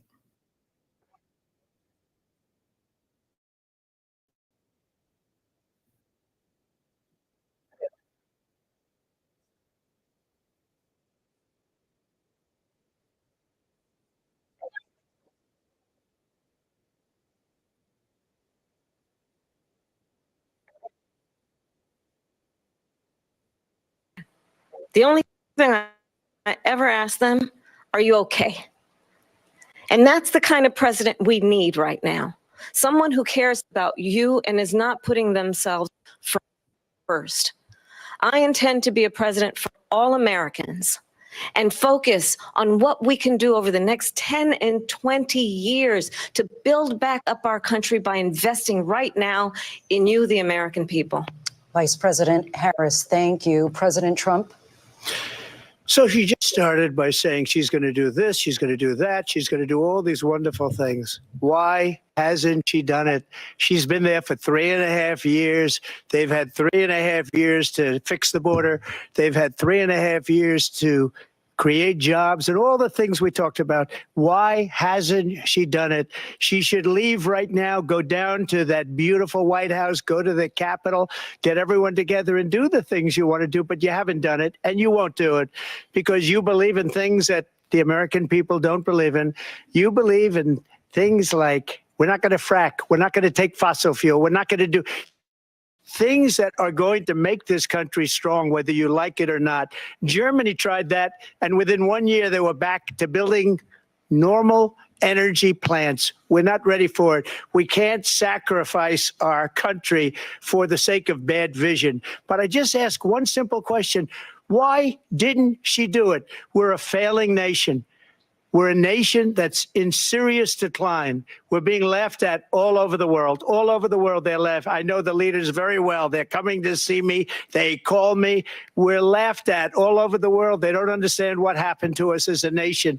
We're not a leader. We don't have any idea what's going on. We have wars going on in the Middle East. We have wars going on with Russia and Ukraine. We're going to end up in a third world war, and it'll be a war like no other because of nuclear weapons, the power of weaponry. I rebuilt our entire military. She gave a lot of it away to the Taliban. She gave it to Afghanistan. And what these people have done to our country, and maybe toughest of all, is allowing millions of people to come into our country. Many of them are criminals, and they're destroying our country. The worst president, the worst vice president in the history of our country. President Trump, thank you. And that is our ABC News presidential debate from here. That's it. I can't take no more. I feel like I have suffered. I have learned how to suffer. I have learned. Okay, I have truly learned how to suffer, honey, because this is too much. I feel like I'm only human, and there's really only so much I can do. There's only so much you can expect from me. If we're being very honest. There's only so much y'all can expect from me. This was too much, and I've suffered. I have truly suffered. It makes no sense the amount of suffering that I have gone through. But I in a way, I'm glad that we could bond this way as a family. Sometimes pain and torture bonds you, when you suffer through something together. Jen Jones, they didn't need the handshake. They didn't need to do no handshaking. Both of them came out there on their buffet. Trump did his Trump thing. She did her turkey waddle thing. I'm just over it. At this point, I ain't gonna tell nobody what to do. Do what you want to do, because I don't think it matters what you do. I don't think it matters what you do. Yeah, we learned nothing. I think it's safe to say that we learned nothing. I think we learned nothing. Jen Jones, I agree. This definitely would have been more entertaining with an audience, and I wish they would do like a town hall style thing so some of us could show up and then give us the opportunity to ask questions and then them be forced to actually answer the questions we ask. Okay? I'm disturbed that why, the two people that were facilitating the debate, that why they up there giving Camito all them softball questions, why the hell didn't they ask her? Well, not ask her when they asked her about the border and she didn't answer. They should have held her feet to the fire and say, ma'am, I hear what you're saying about Trump and the rallies and stuff, but why did you wait till a couple months before the election to try to do something about that border? Furthermore, they should have asked, why did y'all open the border? Why did y'all do that? Why did you let all them people in here? I know Trump said he gonna get them all out. Okay, fine. I don't know that I believe you, sir. Can you do it? It's a lot of them people done broke in here. How you gonna get them all out? How you gonna get them all out? And why we ain't asked no question about these food prices? Why these companies been allowed to price gouge? Evie, yes, they did attempt to hold his feet to the fire, but not hers. That's what I'm saying. They gave her all that help trying to save her neck, and she still sounded like an idiot. Still. When they gonna ask her what's her thoughts about his thoughts about her color, baby, let's not make this a topic of conversation unless you really want it to be a topic of conversation. And she has yet to openly say I'm a black woman because she know it's a lie. She don't want to go that bold. She just want to insinuate and then have y'all say it for her. Y'all know how I feel about people cosplaying as us. I don't like it. Personally, we learn nothing. We sat here for nothing. Girl, yeah, giving thousands to illegal people who ain't never put $1 into the system. Not $1. In the words of Randolph and Mortimer Duke in Trading Places, $1. Not $1 have they put in. And yet they get to take thousands out. While they tell us they can't afford to help us. No, you can't have health care because we can't afford it, but we can afford that. No, we can't do housing for veterans, but we can afford them people. No, we can't subsidize everybody food because if we do that, then we won't be able to send money to Israel and Ukraine. See, this is my problem, right? My problem is there are a set of, let me get comfortable because these people don't really raise my blood pressure. I need to get comfortable. I need comfort at this moment, okay? I need to be comforted. Comes out the disconsolate, okay? I'm disconsolate at this moment, okay? Yeah, Mac, I attempted to do that, and it was a terrible idea. Don't y'all ever let me do that again. It was very stressful. My heart rate is still up. When I get off from here with y'all, I'm going straight to get me some aspirin. I'm going to chew 2 aspirin to try to regulate my heartbeat. This was stressful for no reason. We learned nothing. Max say, what about the homelessness that's getting worse or how terrible the healthcare system is? Yes. They don't care nothing about us. Like at this point, y'all, it looked like I'm not the smartest Negro in the room. Okay. And I accept that. I prefer never to be the smartest Negro in the room. I like to be around people that's smarter than me. I'm stacking my pillows because I want to get comfortable. I've suffered so much tonight. I'm so put upon. But let me tell you, okay? I feel as though these people, Max said he bailed 20 minutes in. I wanted to bail. After I did it, I was like, I was kicking myself mentally, Mac. I was kicking myself. I should have never done it. I should have never done it. It was a horrible idea. See, this is the thing. Keep your taxes. Go home and pay your taxes in your country. We don't want your taxes. We do not want your taxes. We don't want nothing from you. Go home. Because by the time you pay your 25 cents in taxes, you're going to be looking for thousands of dollars from us. And any loans they get is probably going to be at some kind of sweetheart interest rate. And they're going to pass the cost off to actual goddamn American citizens, i.e. black folks. And what's funny, it'll be black people with good incomes, been on their job 20 years, and they still won't be able to get a loan. This is my thing. Black people, hey, E. Davis, black people have a unique set of concerns. And what bothers me is that absolutely no one is interested in addressing the concerns of black people while everyone is begging and on the Democrat side demanding the black vote. So much so, when we start asking questions, they send out the Ricky Smileys and the Roland Martins with his fat amorphous blob looking tail and the joyless Reeds. You know, that's what our good sis Vicky Dillard calls her. They send out the Steve Harveys, you know, those type of Negroes to curse us out and call us names and tell us to shut up and stop asking questions like they sent Plies to come do. You know, somebody with a whole education and a nursing degree who cosplays as a gangster and a thug when it's his brother that couldn't stay out the federal prison to cuss us out, call us mother effers, and stop asking questions. We have concerns. We deserve to be heard. We deserve to have our concerns in somebody's playbook. Somebody should give a dang about the things that uniquely impact us. We have a unique set of needs, and everything concerning us, just shut up and vote for us. We let Megan Thee Stallion twerk. Shut up and vote for us. Kiss my foot. And in the words of my grandmama, if you in a hurry, you ain't got to stoop that low.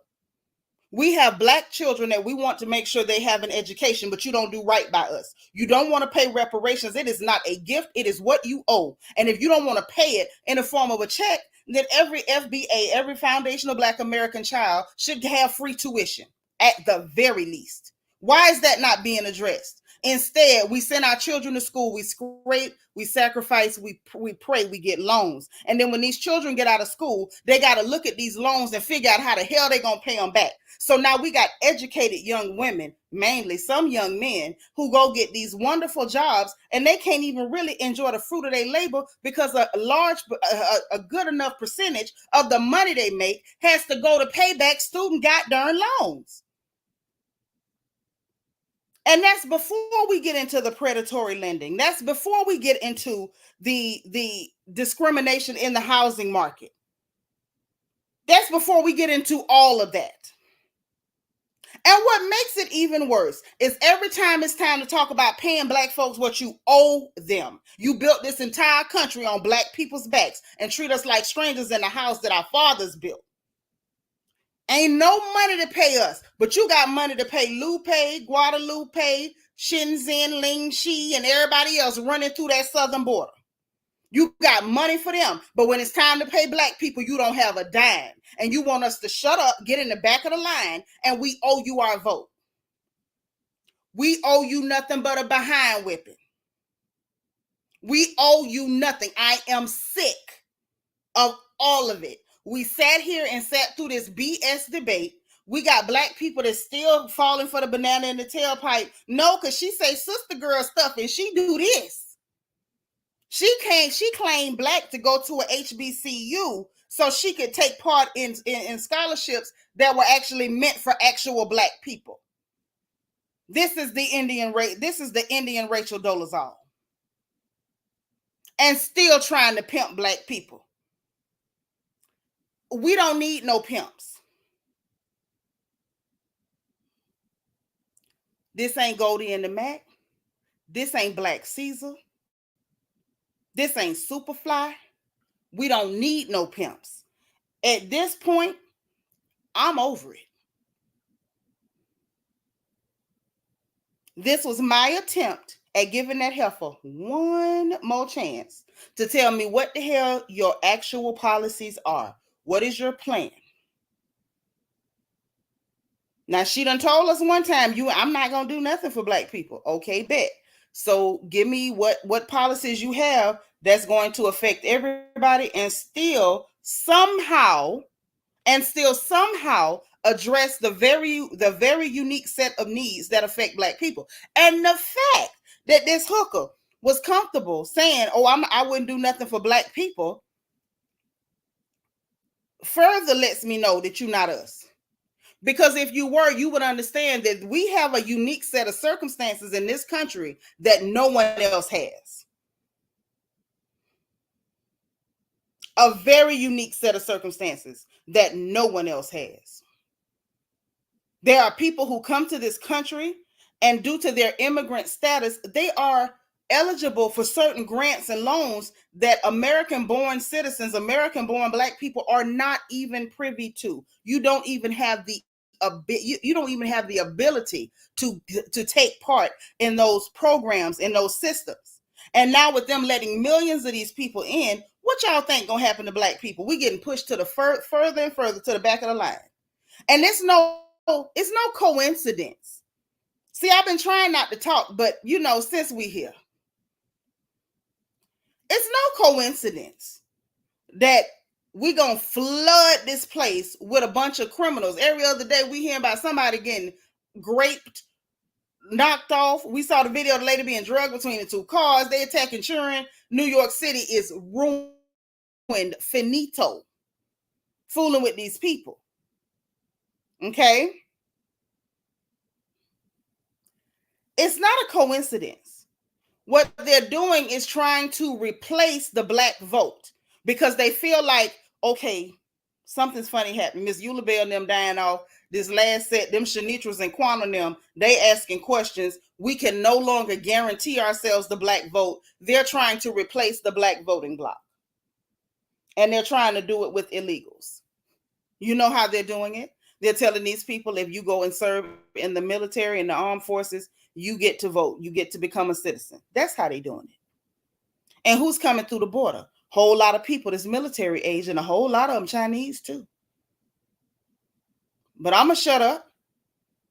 I'm going to shut up. Because, see, y'all don't like when I start talking. That's why I normally come on here, gossip, tell jokes, and leave. Because when I start telling the truth, people start getting uncomfortable. And y'all know when it comes to me, I am very black. Make no mistake about it. I am very black. My heart is black. My children are black. My man is black. My mama is black. My dad is black. The people I love are black. So you can't play in my face and I see that you're trying to pimp, pander, manipulate, and use my people while giving us nothing but a minstrel show. I'm over it. I'm over it. I'm going to just tell y'all that. I'm not even going to speak my mind on what I want to do, what I plan to do. Y'all do what you want to do. I'm just telling it like it is. Y'all can fall for either one of these clowns if you want to. Evie say she went to looking crazy when that got brought up. Of course she did. And she didn't want him to say nothing about it. And she didn't want to answer no questions about it either. Like literally you playing in our face. Oh, I'm black because I got people twerking and I got rappers. But what about the issues that actually pertain to black people? What about you bringing in people to put in line in front of us? You already got money in their pockets, but when it come time to pay us, you ain't got it. This is literally like watching somebody owe you $400 and they keep buying outfits. Stop playing in our face. Changing the landscape of the neighborhoods, crime rates rising, etc. We are the Lord's people and it don't end well for the enemy. Here's the problem. They know if you got a fight in the streets in your neighborhood, you ain't got time to pay attention to what they're doing if you fighting for your life. It's just too much. But Tara Hill, the Black Lives Matter was started by the LGBTQ. QTB or however, y'all know I know all them letters, but that's who started Black Lives Matter. It was them. Hey Tiffany GT, you say I could tell the truth this evening a little bit. Black people are the least protected, especially black women. You better say it again. They're not going to protect us, but the whole while expecting black women to be their race soldiers and go around attacking, acting like pit bulls and bullying other people into voting for them. Hey, Miss Sparkle, thank you for being number 62. I wish I would bully somebody and tell them y'all better vote for Camel Toe the Indian. You crazy. I'm not. And you can tell your mammy I'm not. I'm not doing that. I'm not your race soldier. I'm not your linebacker. Everybody want to use black women, but when it was time for Joe to pick a black vice president, he didn't go get Stacey Abrams. He didn't go get a sister that looked like a sister. He went and got somebody to come cosplay a sister because at the end of the day, they don't want us in there. They don't want us in there. They don't want us to have actual representation. They don't want somebody that's going to actually feel our pain and do anything for us. They don't want nobody that's going to understand what we go through, the circumstances that we live in, and actually enact policies that will benefit us. Because in order for them to stay rich, a whole lot of us got to stay poor. And that's the game. And anybody who don't see what it is, I'm sorry, and I can't help you. I'm sick of it. I'm not slow enough to fall for this. I'm not slow enough to fall for this.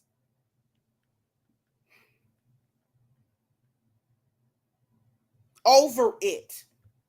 Yes, they were playing like Camel Toe, sitting up there, Black Lives Matter, but it wasn't about Black Lives. It wasn't.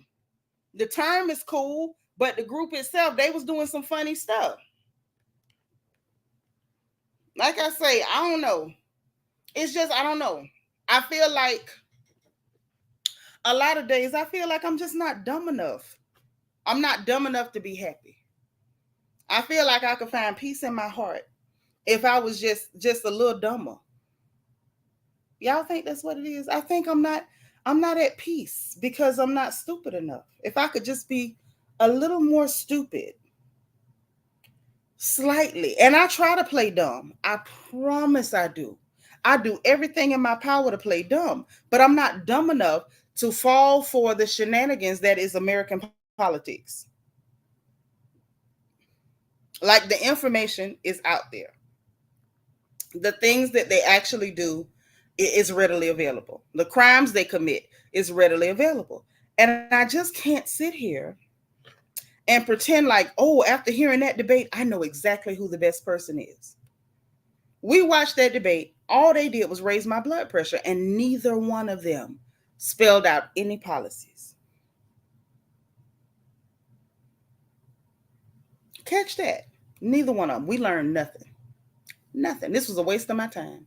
Max said, Andrew says, and let's not forget about the gentrification of everything. That's true. That's true.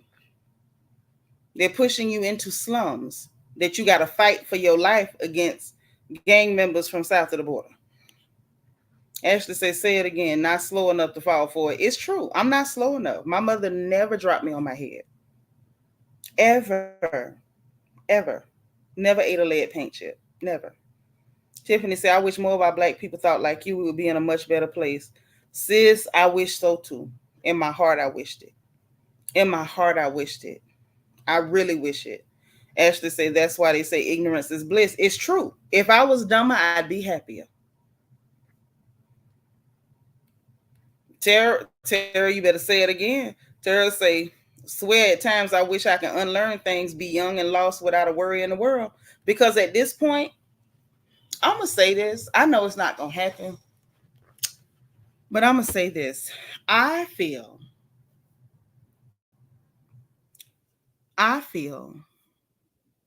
like the most powerful thing that Black people can do is something that we would never do because of sentiment and symbolism. The most powerful thing that we could do would be to all agree. And all of us don't ever agree on nothing. But it would be for all of us to agree to abstain from a vote for one full voting cycle. I'm talking about midterms and presidential. If we all simply abstained and withheld our vote, that would be such a powerful statement. That would force these people to recognize that while we may be a minority in this place, we do have some power. We do have some voting power, but we won't do that. Instead, we'll stand on symbolism and sentiment and trying to prove a point. And these people gonna keep playing us. All right, that's what I'm saying. Oh my days! If you undecided, you still undecided after that debate because we learned nothing. And instead of, like I said, I was giving Kamala like one. Kamala, I'm gonna call her Kamala. I was giving Kamala one last chance to tell us what you're going to do. This heifer sat there the whole night talking about Trump rallies. Like, why are you talking about Trump rallies? The people that's watching you, girl, we ain't going to no Trump rallies. We want to know what you got to say. She talking about Trump and Trump rallies and doing this all night.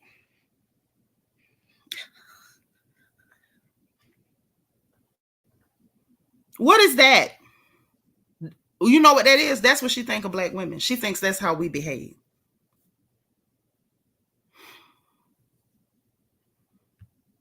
I mean, it's off topic. What does that have to do with this? Max said, at the end of the day, no matter who's there, Black Americans' needs will not be addressed. Say it again, boo. The majority still control power and money, and no matter who's president, the majority looks out for the majority, right? And ain't nobody looking out for us. Candy Delight said, they tried to get me to sell my parents' house in the area that they getting ready to gentrify for years. I said no. Now all of a sudden the property tax went up high. I said they might try to destroy next. You know what they might do next? What I've seen them doing in a lot of areas when they want to take Black people's property, they start declaring eminent domain. They'll swear up and down that they need to run a road right where your house is so they can take it. Yeah, I can dig that too, because we need them people out of here. We need the money right.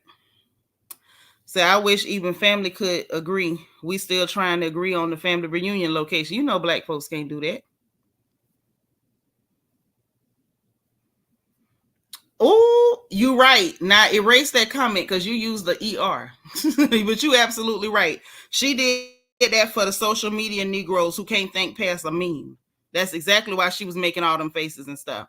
Nah, when Trump tried to mention what she said about them assault rifles and stuff, she doubled back and like went to backpedaling. Oh no, I'm not taking nobody GUNs. I'm like, girl, you's a lie. That's all y'all be trying to do. Make sure you erase that comment, you. But you right. She doing it just so the hard ERs can make memes for the social media Negroes that don't think outside of social media. They wait for social media to tell them what to think, whatever's trendy. Yes. I know you meant that ER. I'm glad you deleted it, but I know you meant that hard ER. Sharon Middleton say, when you vote, it scares rich people. It doesn't though. You know why it don't scare them when you vote? Because you're predictable. You're predictable. Black people are predictable. They're not afraid of you voting. They are not afraid of you voting. They're not afraid of you doing anything.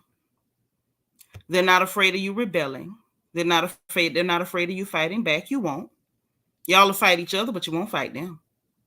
They're not even afraid of you getting an education, because usually when you get an education, you just go around trying to imitate them. It's not like you stay in your areas and enrich the areas you come from. They don't fear you when it comes to nothing. Nothing. Like absolutely nothing. They don't fear the family unit because we have a bunch of men here that don't value the women and do not value the institution of marriage. You got a bunch of black women who desperately want to be married, but because they know the men aren't interested, they tell themselves that marriage is just a sheet of paper and I don't need to be protected. You don't have to commit to me. You don't have to give me your last name and protection.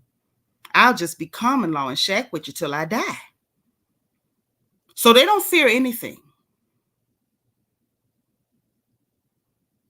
What you should do is do things that are in your best interest and don't follow the crowd and don't let anybody tell you what to do. So I'm not going to tell you what to do. Use your critical thinking. Look at all the facts and come to a conclusion. Tara Hill say they already did it there. My uncle's house was in foreclosure for years. Now a Mexican family is in it. Beautiful home and nothing was wrong with it. He tried to buy it back and couldn't. Boy, that's so evil. Oh, popped on Twitter and saw Wendy Osefo posting memes with her face already. I rolled my eyes so hard. Yeah, and it's like, I like Wendy, but Wendy don't understand what we go through here because Wendy's not one of us. She could never understand. Andrew say, and why aren't they talking about proper health care for people of color, especially black people and black women who are pregnant? Because they don't care. They don't care about the morbidity rates of black women who are giving birth. Why would they care? Why would they care? She pretended to care, talking with Dr. Jackie and them and whatever, all that from Bravo. That was just to, curry favor with the black women who watch Bravo. But she don't care nothing about us. While pretending to be you, while pandering to you, while telling you lies about how she's washing collard greens in a bathroom. Hey, Rochelle, thank you for being like number 65. Yeah, Renee, you got to catch it, girl. I made the mistake of watching that goddamn debate. I don't know why they didn't stop me. Sis. It did something so bad to my nerves. My blood pressure is up. I ate a little food. I want to vomit it up. My stomach is so bad right now. I should have never watched that. This is so stressful. It's so stressful. Yeah, get loans we can and open stores in our neighborhood. And the whole time, the same people who make these policies possible are the same ones telling you vote blue. They make me sick. I'm like, when I tell y'all my nerves is so bad right now, I'm hanging out with y'all for a little bit, but I'm gonna lay down in a minute. And y'all know I don't even go to sleep until usually the sun come up.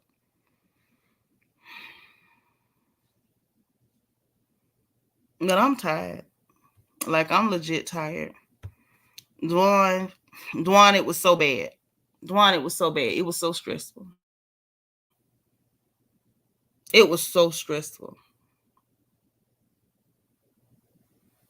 It was so bad. Lord, oh my days, say that green story remind me of Clinton and that hot sauce in her purse story. Yep. That's how they treat us. Like we so dumb, we don't know what they doing. I can't take it. I can't take it. I can't. I should have never done this. Y'all should have never allowed me to do this. I'm not sure why y'all allowed me to behave this way, to watch this thing and stress myself out like this. Dwan, it was bad. We learned nothing. Hour and a half of my life I'll never get back. Really bad. It was all I could do not to just scream at the screen. I'm going to take this live stream down. I'm going to leave it up probably the rest of this evening. I'm going to pull it down tomorrow because it was just stressful. It was stressful. I didn't need this. Patricia said, we appreciate you. I appreciate y'all hanging with me, but this is just too much.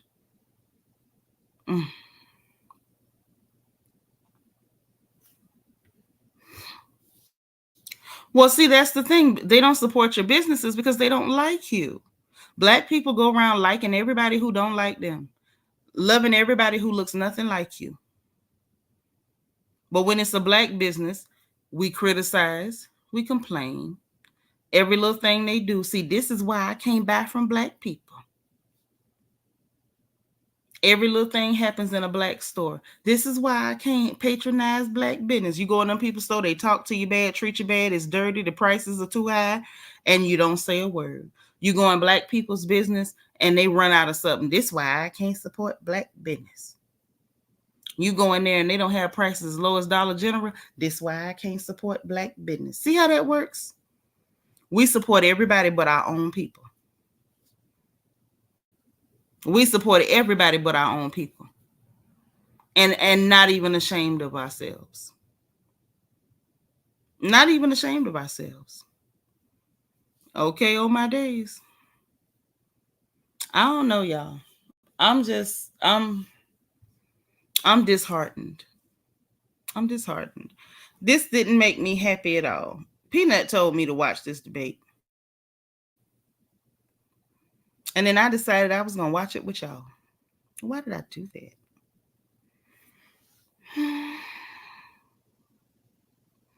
Anyhow, y'all, let me make sure ain't no gossip going on while we in here. It would be nice if it was something to lighten the mood and take my nerves, put my nerves straight.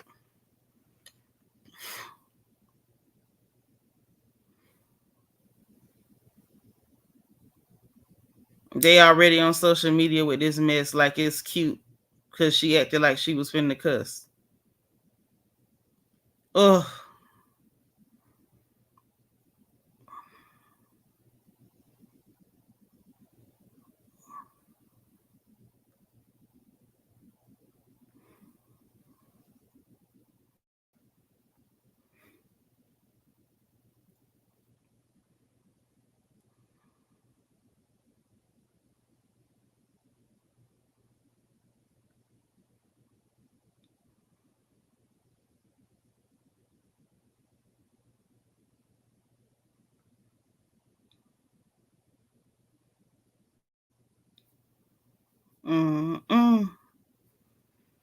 I don't think we missing nothing.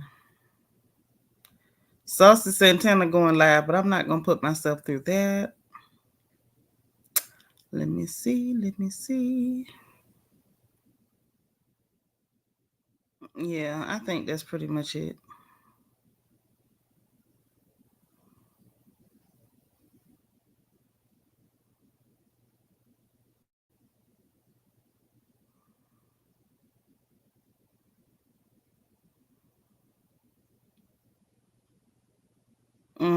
Yeah, ain't nothing going on, y'all. They're going to try to election us to death. They're trying to ruin the gossip. The gossip got good for a couple of days. Let me see what y'all talking about. say exactly, but we the ones who don't have the hookup like they do with their businesses. It's true. We don't have any government subsidies. When we have businesses, we have to finance our businesses.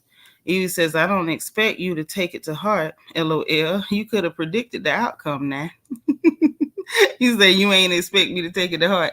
This was just so bad, Peanut. I didn't know it was going to be this bad. That lady was on my nerves. It was so bad. It was so bad. And have they even talked about making school lunches free, or has that went into effect? I think that went in. I don't, you know what? I don't know. I think some states maybe, and some states no. Ashley say debate gave me a migraine.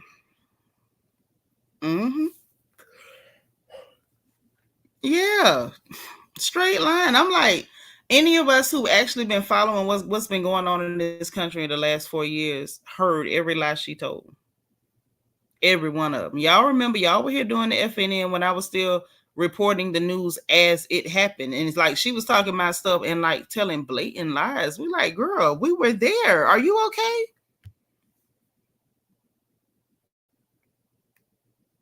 Yeah, you shouldn't agree totally with nobody.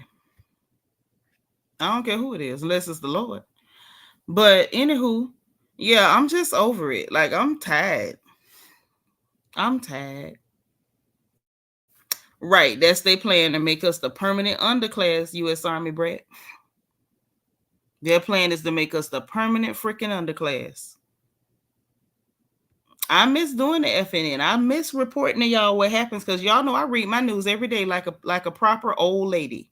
I read my news, so I know what's happening as it happens. And you know, when I still was able to do our FNN reports, it was a way to get the information out and inform all of you, because I know a lot of y'all don't read the news. Some of y'all don't like to read, period. I don't know. But, you know, it's a way to get it out and make sure that everything was made clear. And, you know, all my stories, I made sure I checked them against multiple publications and put them out. So it's like when certain things get talked about, and we've already done the research over here on the porch, and we've covered it. And like, y'all know, I don't take none of my videos down. Like, I have videos I can go crawl through and find videos where we covered things like the removal from Afghanistan. We covered stuff that went on with Biden illegally blocking oil leases here in the U.S. and then putting us in a position to get all our oil from Saudi Arabia after pissing off the Saudi Arabian prince, claiming he was going to make that man the scourge. I covered them using up all of our strategic oil reserve and the 5 million barrels that came up missing that he smuggled out of the country and sold, and still won't tell us where the money went. So it's like, we covered this stuff and you sitting up telling us alternate facts like we weren't there. We were there, man. We were there. Say lying and taking no accountability while saying she should be president is like she's not the current VP. Right. Be nice. Trump always lies. Tell me something new. Now you acting like camel toe. The minute we mention what she doing, but Trump, no, ho, you tell us something. Hey, Nene Ashley, thank you for being number 70, boo. That's my thing. Just, you know, this was me giving her one last chance, and she blew it. With me, she blew it. Y'all do her. Like, I'm over it. I'm completely over it. And ain't no more gossip. So I guess I'm finna lay down and watch me one of them Chinese dramas. Since I'm learning Chinese, this helps me to practice my Chinese while watching the movies. And some of the movies be good too, by the way. Some of them are on YouTube. Dramas be lit. So I'm about to get into that. Y'all know what time it is. If you didn't hit the like button on the way out, on the way in, make sure you hit it on the way out. Okay?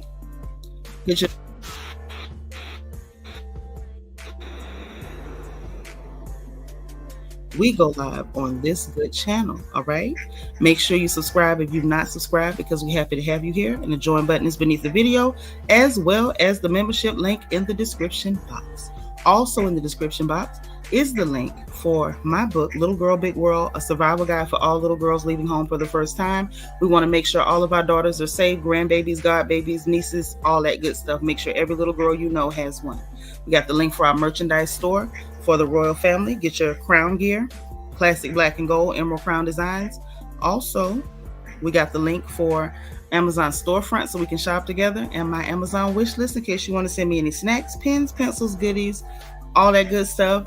I enjoyed y'all tonight. Even though this was stressful, I enjoyed you guys. It was not stressful because of you. You all were awesome. Y'all actually helped my blood pressure not just seeping out of my scalp. So I appreciate you. I love you. Enjoy the rest of your nights. Remember, in case no one else says it to you today, dear hearts, God loves you. I love you. And there ain't nothing you can do about it. Talk to you later. Bye.